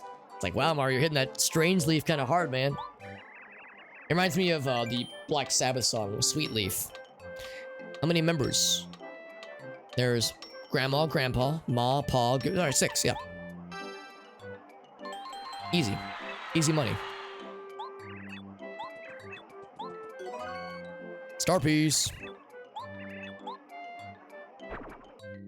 So I'll still check the shop, but I will prepare myself for disappointment. Yeah, it really wouldn't make sense for it to be in here. Also, my inventory is much like the universe, ever expanding, so I need to check some things in. Yeah, I think I will check in that egg missile, as hilarious as it sounds. The other things are things I can, you know, stand to part with eventually. I think I said I was gonna sell some of these Volt shrooms because I have a lot of them. Let's claim some of those. More than I need, and I'm never gonna use them, let's be honest. Gotta be realistic on what am I gonna actually use. Whoop. Yep, that's fine too, I guess, whatever. Attack power 4. I think I will sell the snowman as well. Oh, I can't, okay. Because it's only attack power 4. We have some that are attack power 5 that attack all things on screen. So snowman doll, let's sell that. Just to get rid of some shit, honestly. The whack-a-bump, that's right. I know there's a maximum number. But I done did it. I would lie to you, Whale, and say that I have shame. And that I didn't have any sexual arousal while I was bopping him on the head. But that would be a lie. Whale's like, whoa, Alex, whoa, easy. TMI, dude, TMI. So we'll sell... It's 1 Volt shroom there. I'll keep 1 in case it's necessary for like an ingredient somewhere. I'll get another snowman doll. You monster. This as well. Oh, well, by the way, you'll appreciate this. Gracie and I went to... So here in St. Louis, there's a place called the City Foundry. It's a relatively new locale. A new location. It's like a in-house... have you guys ever been to a food truck event? Where there's like lots of small... lots of restaurant places offering small offerings in like a small space. Obviously it's a truck, so it's a mobile space. Usually it's in like an outdoor area, it's like a park, that kind of thing. So the City Foundry is like an indoor, non-on-wheels version of a truck, of a food truck event. So it's City Foundry. It's like a dozen, maybe 15, probably a dozen restaurants or just small food shops setting up shop with like small like counter space and small cooking space, offer like a small menu, and it like rotates out every so often. Like presumably it's, you know, these restaurants are paying rent, you know, to like have a spot in the city foundry, and you can just walk around. You can just walk around, take in the local fare, and you know, see what options are available. There's sweet, there's options, there's savory options, there's coffee, there's drinks, you know, everything. Pretty much everything you can imagine is represented. And when Grace and I checked it out for the first time a couple days ago, and when I walked in, they had like a sign posted of all the restaurants that were there, and I didn't recognize any of them. They were all very new restaurants, and I felt like how it felt playing Cooks of Delicious and seeing all like the made-up restaurants you can do work for in Cooks of Delicious 2 in particular. Like all like there's the sushi place, there's the pizza place, and the pasta and the hamburgers. Like it felt like that. It's like I was seeing a bunch of restaurant brands I'd never heard of. It's like, hey, it's like IRL Cooks of Delicious. So it's a fun little throwback. I was like, I gotta tell Whale about that next time I see him. He'll appreciate that. Anyway, let's do a few more sellings. Get that snowman doll out of here. Get that Volt Shroom. That should do it. Away we go. Alright, so we gotta hit up a few more shops. I'm gonna just look around Toad Town, and if nothing else, maybe the Boo Village. Maybe. There was no shop in the Flower Village, I don't think. Should I mean, I guess I could also check over here. Oh fuck, I didn't mean to go down. Damn it. There's no shop here. There is a shop in the desert, but I am almost certain there's no cake batter mix. Cake mix in the desert shop.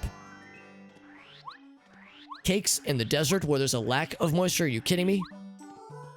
A cake in this economy? Nothing. Yeah. Cakes in my desert? It's more likely than you think. Like to go to, yeah, it was awesome. I kept telling Grace, like, we gotta come back here, because, you know, we went there for lunch. It was wonderful, but we only ate at one place. Like, there was at least like 12 or 13 other places I want to check out. So it's like, I want to go back and try all these places. They all look incredible. So it's so fun. Upgrade blocks. I have a sneaking suspicion, Whale. There might not be very more remaining, because you can very clearly see Parakarry and Lackey Lester are missing out. So we might be running short on opportunities. Opportunitinos. There's a flower shop to the north, as well as to the left here.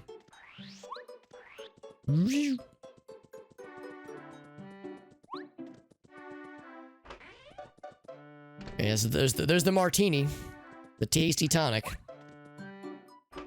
Yeah, I have a feeling it's not going to be in here either, in Toad Town. I would love to be wrong. And once again, I am prepping myself for disappointment. Disappointment. That's when an ointment, a medical ointment, does not perform to standards. It's like when you're like, man, I got burned. I got sunburned. And I try to put this healing salve on me. But man, this stuff is a disappointment. Hilarious. Alex, you're hilarious. Thank you. Sorry. Sometimes I impress even myself. Toy box? Yeah, it's like, I was wondering if I could buy any. Because, yeah, we first saw it in the toy box. But I don't remember there being a shop. Maybe we just have to fight things to get it. Let me think about this. It'd be in the to the left. To the left, to the left. To the port. Oh, you can't. Oh, okay. Well, in that case, let's just head to the port then. Because I was like, maybe I can just buy it. But clearly, violence is the answer. Cake mix is solid, because, yeah, you can make some dope shit with cake mix. Cake mix. Who wants to get murdered for cake mix? Who wants it? All right, so we gotta find some motherfuckers. Also, there's the gray lad, the shy lad. I can't remember where he was, but he was a bastard and a half when we tried fighting him earlier. I'm gonna try fighting him again. Except I will be prepared. Maybe. There's always Bo with her you know, defend from attack kind of thing. We relied pretty heavily on bow when we defeated the master, the dojo master. I'm gonna go for you. I bet I can single shot you. Let me solo him. You can make some very cool recipes with cake mix, and some I've only heard of in the distance that I've not made myself, so I would very much like to.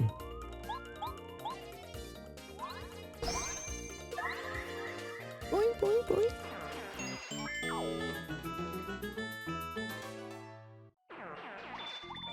Cool. This fucking dude. What do you guard? What is your secret? I'm fully expecting to get fucking bodied by this motherfucker, but I will try. Bite. You don't want to mess with me, heart emoji. Don't say I didn't warn you. He's a toughie. He's a tough motherfucker. So I'm gonna charge. Charge myself up. I was ready to beat some ass. And I'm gonna defend. This might be a waste of flower points, but this man does some scary damage.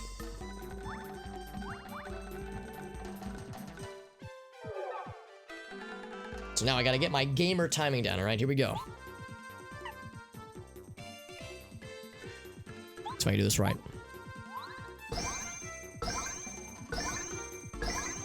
Big damage. And now it's less big, but it's extra credit, so we'll take what we can get. Oh, I didn't get the timing. Yeah, the dash is what gets me, without fail. All right, well, let's do that again, except I'm low on things, so I will refresh. Yes.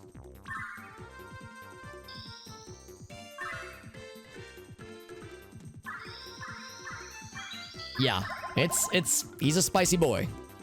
I'm actually kind of curious. There's always the fan smack. It's 5 FP. Let's see what regular smack does. Let's see what his defense looks like. Yeah, the anti guy. Yeah, he's a scary lad. All right, so no defense or standard defense. Oh, I didn't get the defense. Crap. All right, well that's okay. That's okay. Let's do this. Supercharge once again.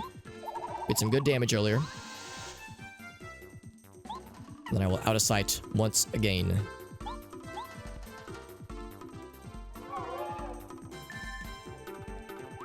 See, that's the easy to dodge attack. I struggle with the dash attack, man. Of course he does that when I'm ready for it. Ain't that some shit?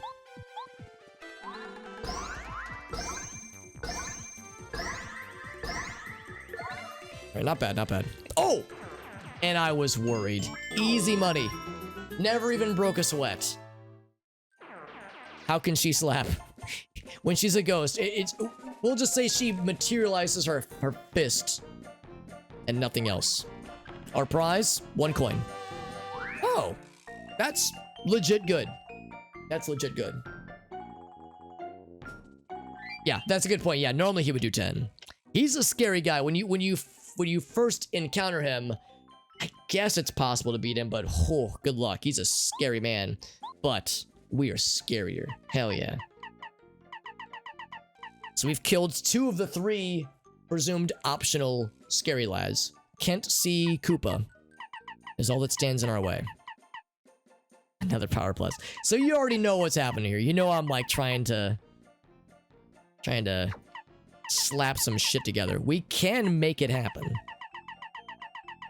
It is possible. We do lose some things, but we gain numbers. And you know I love some sick numbers.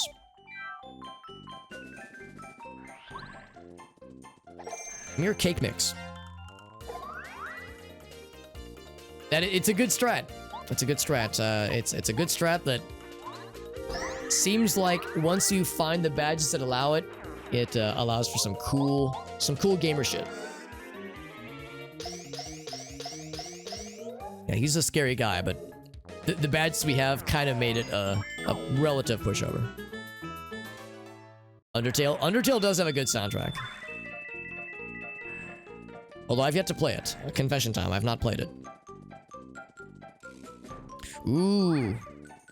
Yes. Target motherfucking acquired. Get your little yellow booty over here so I can slap you.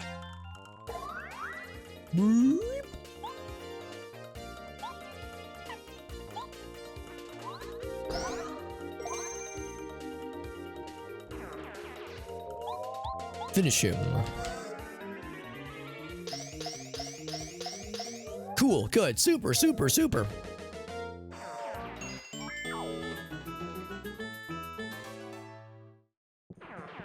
I hope there's a mod for this game that makes Mario flip off the camera after instead of waving the hand, the index finger, we just move it over a little bit. Just flipping off the gamer for no reason. Mommy, look what Mario taught me. Nintendo's for kids. Also, I want this. These sound effects are just what my body and my soul needed.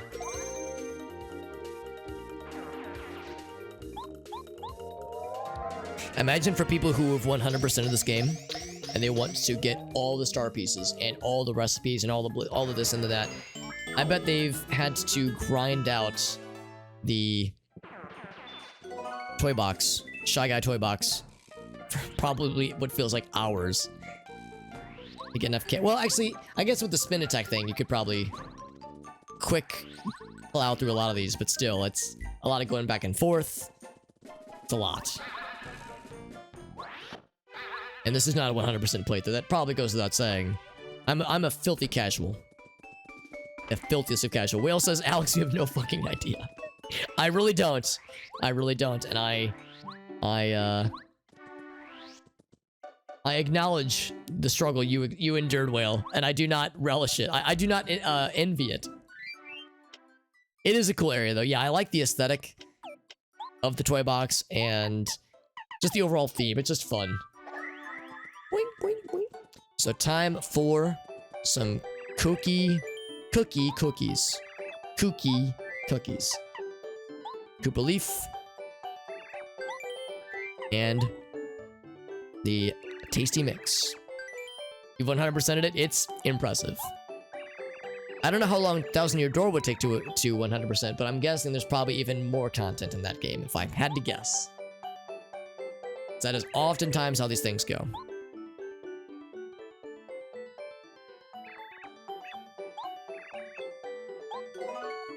There it is. Wow, that's really good. Wait. Well, restores flour power. Good. Sleepy or transparent. I'm seeing a pattern here that some dishes have too much sugar. Causes Mario a sugar crash and it just puts his ass to sleep with these pastries, for some of them at least. So, I'm seeing a pattern here. Mario can't handle his sweets and he goes into a fucking sugar crash that just puts his ass to sleep 1/3 of the time.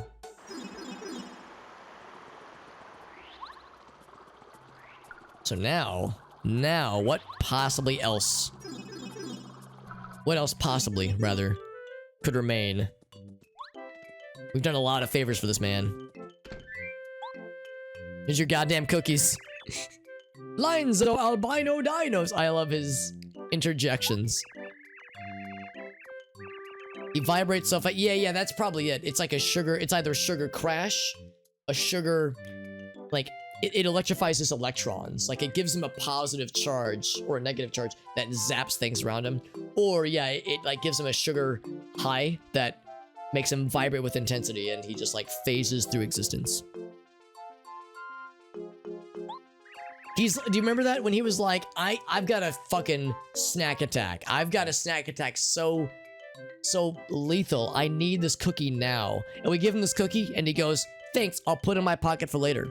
Does this motherfucker know we had to end at least 3 or 4 lives? Shy lives. To bring that cookie to him, he better be grateful. 1 coin, by the way. 1 coin is the price it takes to get us to murder some Shy Guys. Without impunity. He wants Visit no, or for us to go visit a Boo in Gusty Gulch. Get a package. Huh. What do you think this package is? Are we a drug mule now? Are we running drugs for him? Some of them look similar. Goompa, Bootler, and I were traveling. Okay. We were buddies. It's a package addressed to me. I wonder what it could be. Can't give the story straight. He doesn't care. He just wants the snack attack, man. So we've learned about his lore that he's a selfish lad. So, I think there was a warp pipe for this one, right? Let's venture downwards. This was the other area I couldn't remember earlier, the Gusty Gulch area.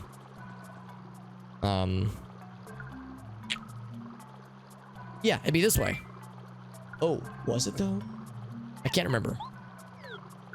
There's a pipe we've seen, but I can't remember if it leads to the Yoshi area, the volcano area, or if it led to the Gusty Gulchular area. Let's find out. It's the Yoshi area. Okay. So in that case... Think about this. How did I get to the Gusty Gulch? Oh, it's the Boo area. Blah, blah, blah. Of course. I'm an idiot. Be back this way. It's connected to the Boo area. In my brain, the Boo Mansion was a dead end. That's like, no, that's not right. It is beyond the Boo Mansion. I'm a doofus. The Forever Forest. Yeah, the flowers, yeah. I didn't dislike the Forever Forest. And I think the mechanic was interesting of trying to navigate and puzzle solve along the way. But if I would have played this as a kid, it might have creeped me out, though. You know, I've played this... Playing this as a 33-year-old, it's different than if I would have played it at launch. Literally 22 years ago. Nice, man. And some cheesecake. Nice, JD. The cheesecake is what is empowering you, I think. It's like it's giving you the energy to press forward. To persevere.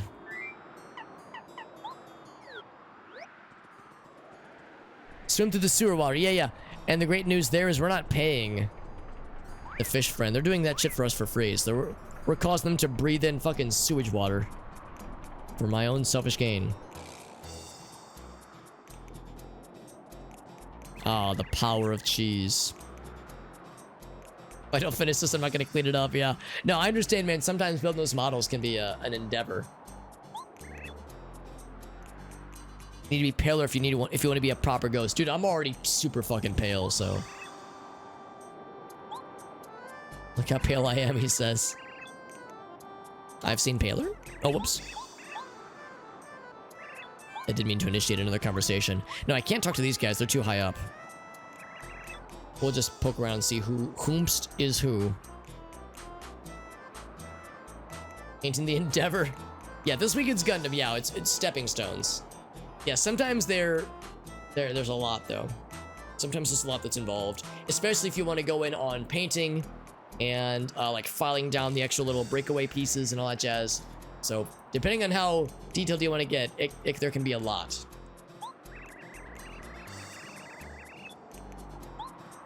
Come all the way here and didn't get messed with. I am.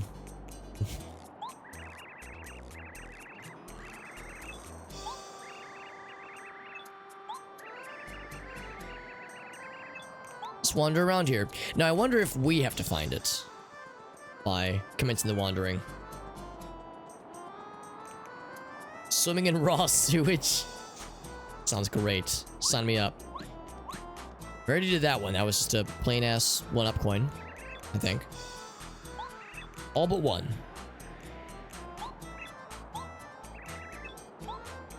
Oh, did you find it? Oh, never mind. He just wanted to scare the shit out of me. Another score! Nailed it. I'm a ghost, so I don't actually breathe. Thanks for that particular bit of intel. Try to be as terrified as possible. It's the correct and ethical thing to do. Object of my fondest nightmares. So we all know about, you know, wet dreams and nocturnal emissions, and then there's nightmares. I like to think there's such thing as a wet nightmare. The lovely Victoria. She's already got a certain someone. Do I know who this Victoria is? I can't remember. It's from Naked Gun, yeah.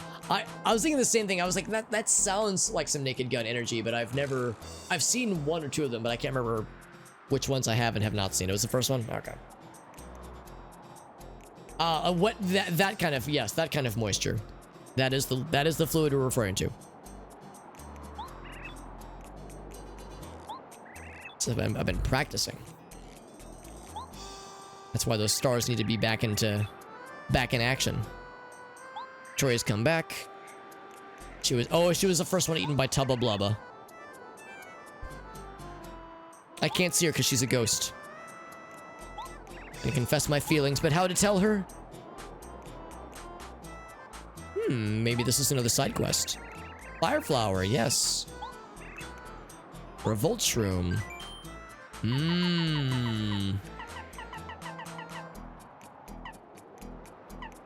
Fiery passion or electrifying energetic times. I'm gonna say fiery passion. It says, thanks, fam. No problem. Herbert. Good ghost name. My grandmother named me. Do you guys remember... Well, okay, some of you might not remember because I'm an old man. But back in the day, back on Nickelodeon, one of my favorite shows was Doug. And Doug's best friend, his name is Skeeter. But his full name is Mosquito. Everyone calls him Skeeter. But his name is Mosquito. And in the very first episode of Doug, the animated television series for kids on Nickelodeon in the late 90s, he introduces himself. He says, "Hi, Doug. My name's Skeeter." Or maybe, I can't remember the exact words. He says, "My name is Mosquito, but everyone calls me Skeeter." And then he does this and he goes, "It's a family name." And as a kid, that always stuck with me. What does that mean? It's a family name. Aren't all names family names? I think the implication is that, like, oh, it's named after his grandfather, Mosquito, or something, or it's a cultural thing. That's more understandable. But as a kid, I was always like, what does that mean? You can just name your child Mosquito, be like, oh, no, it's okay, it's a family thing. Don't worry about it. It's so weird. Skeeter, yeah, it's a good show. Yeah, Patty Mayonnaise. It's good to see you, bud. By the way, Bumrock, I don't think I gave you a proper welcome. It's good to see you, bud. But he's got the heart emoji eyes every time, and you get that little musical motif. Oh. Is this... Oh, never mind. That's the spooky time. Never mind. It's a good show. It was a good show. Yeah, I never actually watched the Disney version, and I feel like it would disappoint me. So I never attempted it, because I was worried it would break my heart. Yeah, exactly, Chubbles. I think that's probably what it meant. But as a kid, I didn't really understand that concept. So I was like, what the fuck does that mean, dude? So goofy. He found it, okay. I like how that just kind of encouraged us to wander around for a bit. Maybe it's because they wanted us to talk to all the boos and see about this Victoria situation.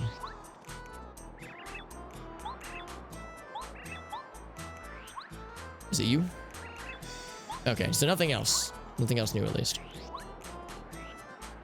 My name's Mosquito, or my name, I'm Skeeter. My name's Mosquito, but it's a family name. So strange, man, so strange. Disney version was disappointing. Cousin Skeeter? Oh, you're right, Whale, you're right. Gosh, yeah. So there's many dimensions of the Skeets. Yeah, like I said, I never gave it a fair shake, but I was concerned from the outset. For one thing, the character designs were... It's just an aesthetic thing, obviously, but the character designs were questionable. But yeah, I never give it a fair shake. Maybe it's not as bad as I thought, as I feared that it would be.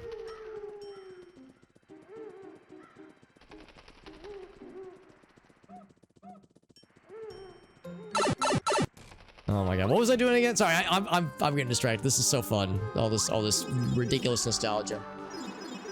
We have secured the package. Repeat, the condor has landed. The The package has been secured. So, again, we need to consider some fan theories. Some headcanon on what is in this package. Illicit drugs. A 7-sided dildo. The world may never know. 98, I think you're right. So, like, if that was season 2 or 3, it was probably early 2000s at that point. We were talking Doug. Bum Rocky says, hey, man, you asked for it, Alex. Them nostalgias, it'll get you. The Taco Bell cup. Taco Bell cup. Do you mean like the aesthetic of like the 90s and that kind of thing? Or is there something else, Chubbles? Because I'm curious what the Taco Bell cup could mean. You think it's the best one? I do like that episode. It is a good one. There's some details I don't remember as clearly as others. But it is a classic. Oh, I didn't mean to exit, by the way. Clearly my brain can't do two things at once. Like breathe and have a brain that functions. Koopa Village, right.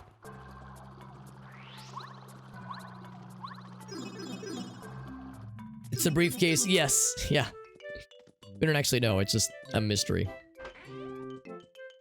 So just like the aesthetic, yeah. Just shapes and whirligigs and squiggles and spirals on like a kind of a teal or like a either teal or turquoise background, and it's like flashing with 2 frames of animation. It's so simple but so effective. Teal pattern with the purple. Yeah, exactly. Bum Rocky fucking knew exactly what I was getting at. Livid lava. 24 years, which is wild. I forget that it's still going. I know it's still going, and I know it's still popular, but everyone says that the first 3 seasons are just the GOAT, and that ever since it's just not the same. There's a lot how a lot of these things go, you know, like the writing team changes hands, and the overall network wants to go in different directions to chase trends. So that's just the nature of the beast. For anybody curious, by the way, if you're enjoying this conversation about 90s and early 2000s era Nickelodeon, there is an extraordinarily good documentary on either Hulu or Netflix. Let me look up real quick. I want to say Netflix. Let me look this up real quick, because I do not wish to mislead you, dear viewer.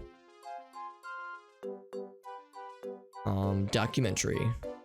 The Orange Years. It's on Hulu. Yeah, I think that's it. The Orange Years. Yeah. Yeah, I think that's it. It's on Hulu. And it's worth a watch. If you have nostalgia for that period of television, children's television, and you want a peek behind the scenes and hearing from like the makers of a lot of these shows and the animators and the voice actors and live actors, because not just cartoons but live action as well. It is an extraordinarily fascinating deep dive into the origins of Nickelodeon and some of their early ventures, some of their things that worked well, some things that didn't, the explosion of SpongeBob, and what its popularity meant for the network as a whole. I don't wish to spoil it because there are some like really fascinating things in the documentary.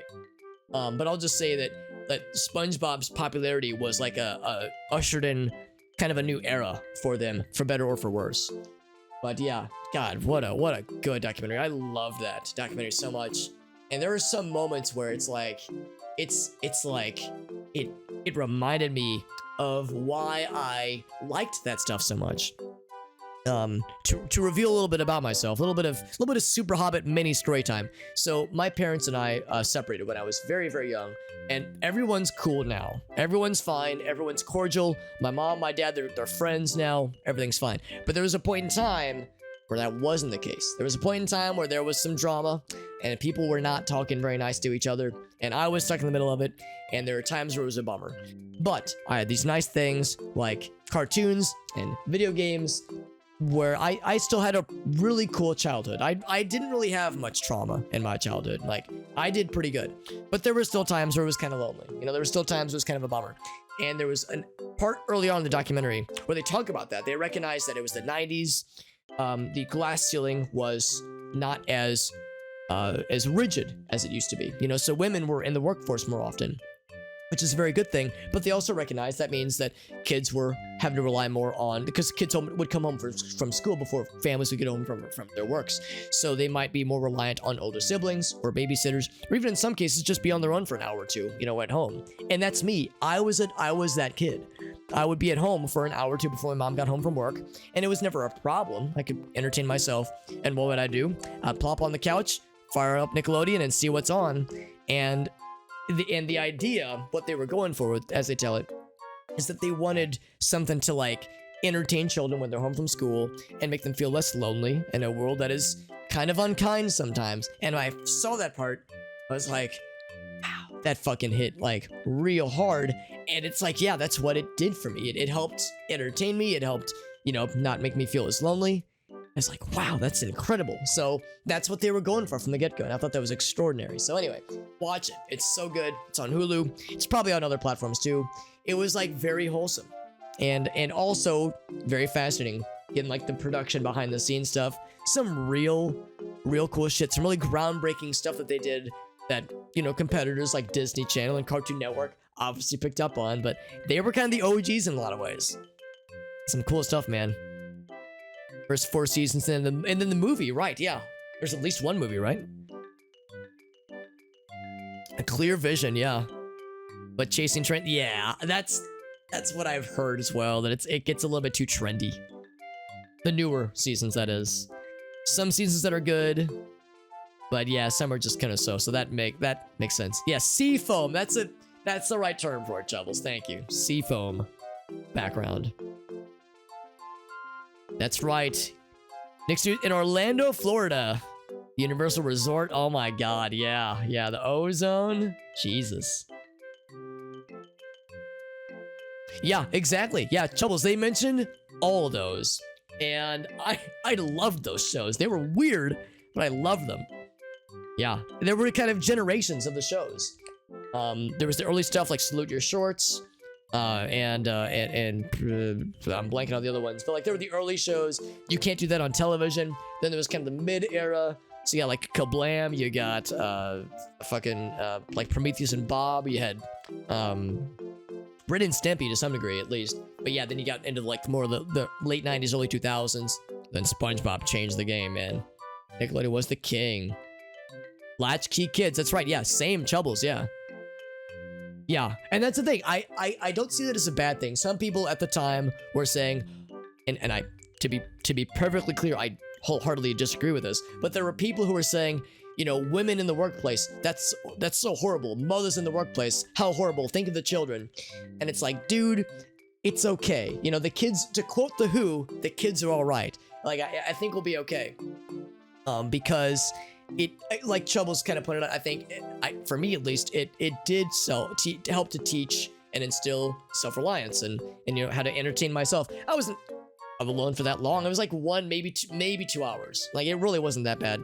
And I always called my mom when I first got home. I would call her at her office, at her desk. So it's not like I was like, just trapped and lonely and scared. It was like, I'm fine. Like I was vibing, so it was not a problem. And I see it as a good thing. Diversity in the workforce, we need more of that shit. So get that glass ceiling out of here.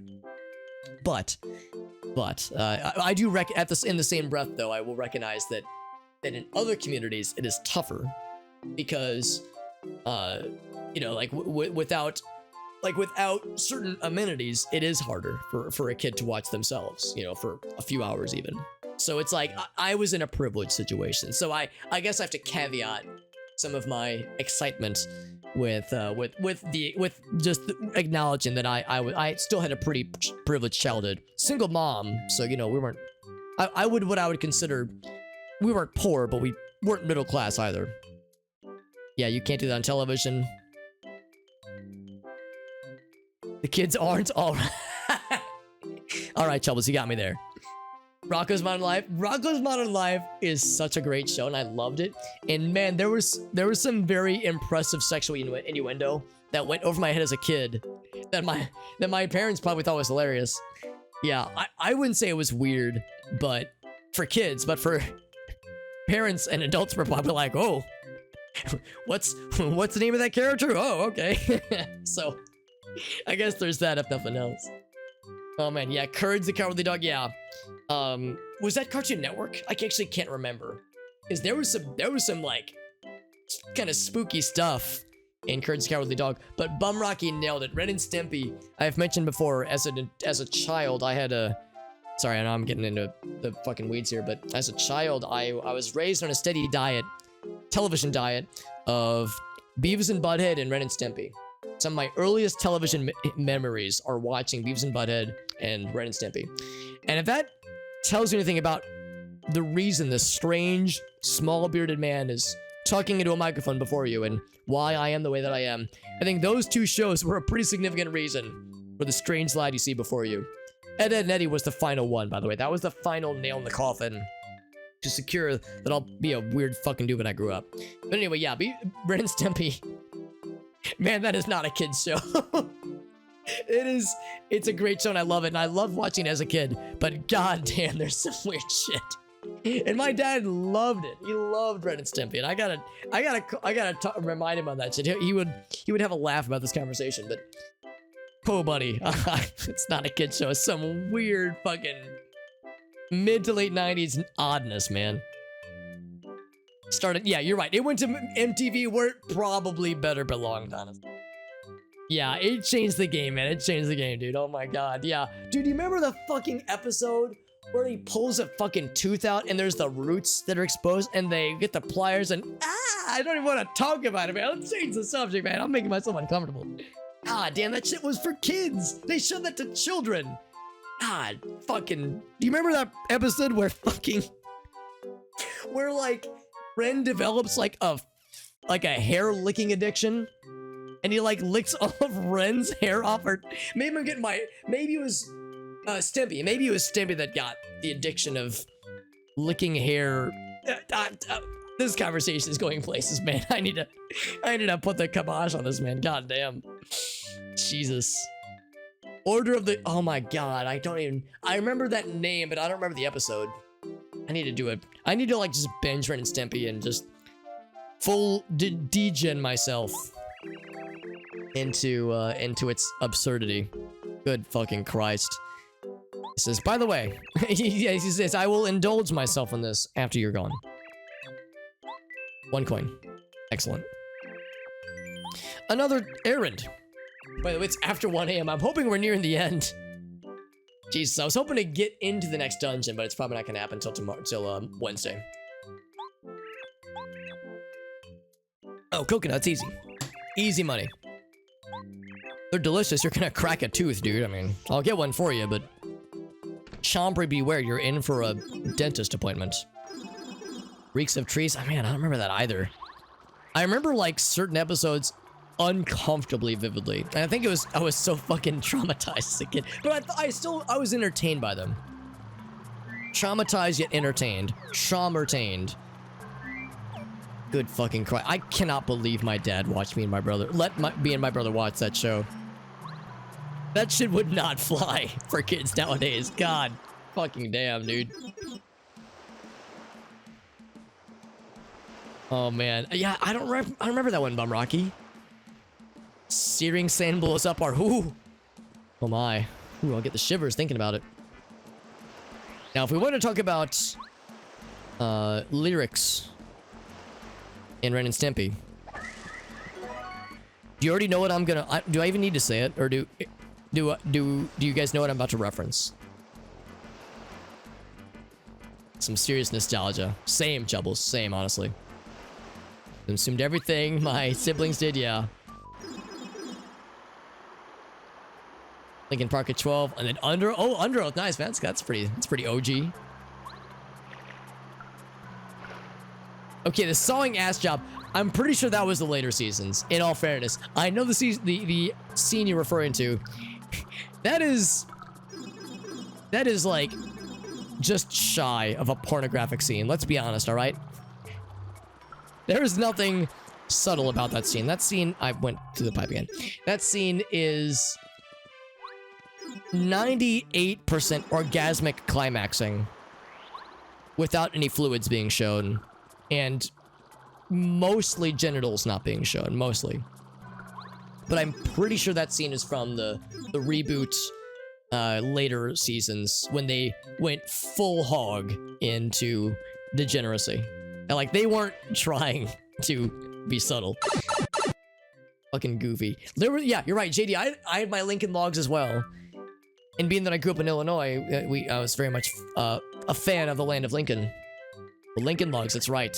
Powdered Toast Man. Do you remember that episode of the Powdered Toast Man? What am I trying to say? The episode of Ren and Stimpy, where Powdered Toast Man meets the Pope, and the Pope is voiced by none other than Frank Zappa, which blows my mind right out of my asshole. Vault Boy, yeah, same energy for sure. I just so much. There's just so much to that show. Do you remember Biscuit Dough Hands Man? Hold on, am I saying it right? Yeah, Biscuit Dough Hands Man. Yeah, that show's a fucking trip. They did. He voiced the Pope of all people. He voiced the Pope in Ren and Stimpy. That is the most Frank Zappa thing I've ever fucking heard of in my life. Red jars. What? Red jars and dry desert's ancient desert kingdom. You buy things in a... It's one of these. Now, what is the order? Dusty hammer, dried pasta, and then you get a... Seems kind of sus. Oh boy. Alright, how's with this, friends? It is late, okay? It is late, and I am at least partially to blame, because I have sent us down some rabbit holes. I will confess. You can lay the blame on me, dear viewer, for some delineations and some shenanigans. Okay, first I will do the quiz, and I'll nail it first try like a pro. We're gonna wrap up here, and we'll resume on Wednesday. No Tuesday stream. I don't usually stream Tuesdays anymore, but I do stream Wednesdays now. Rocky's got one more. I'll be down. Yeah, honestly, Kev, it would have been 100% fitting. Oh, fuck. I clicked too quickly. Well, I didn't even say the question. All right, so I know whatever it is not the top answer. Crap. Okay, well, so much for getting it first try. Yeah, I wasn't really paying attention, and I should have been paying more attention. I have no idea what the question was.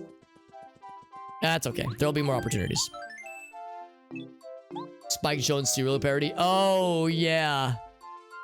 I can't remember, actually.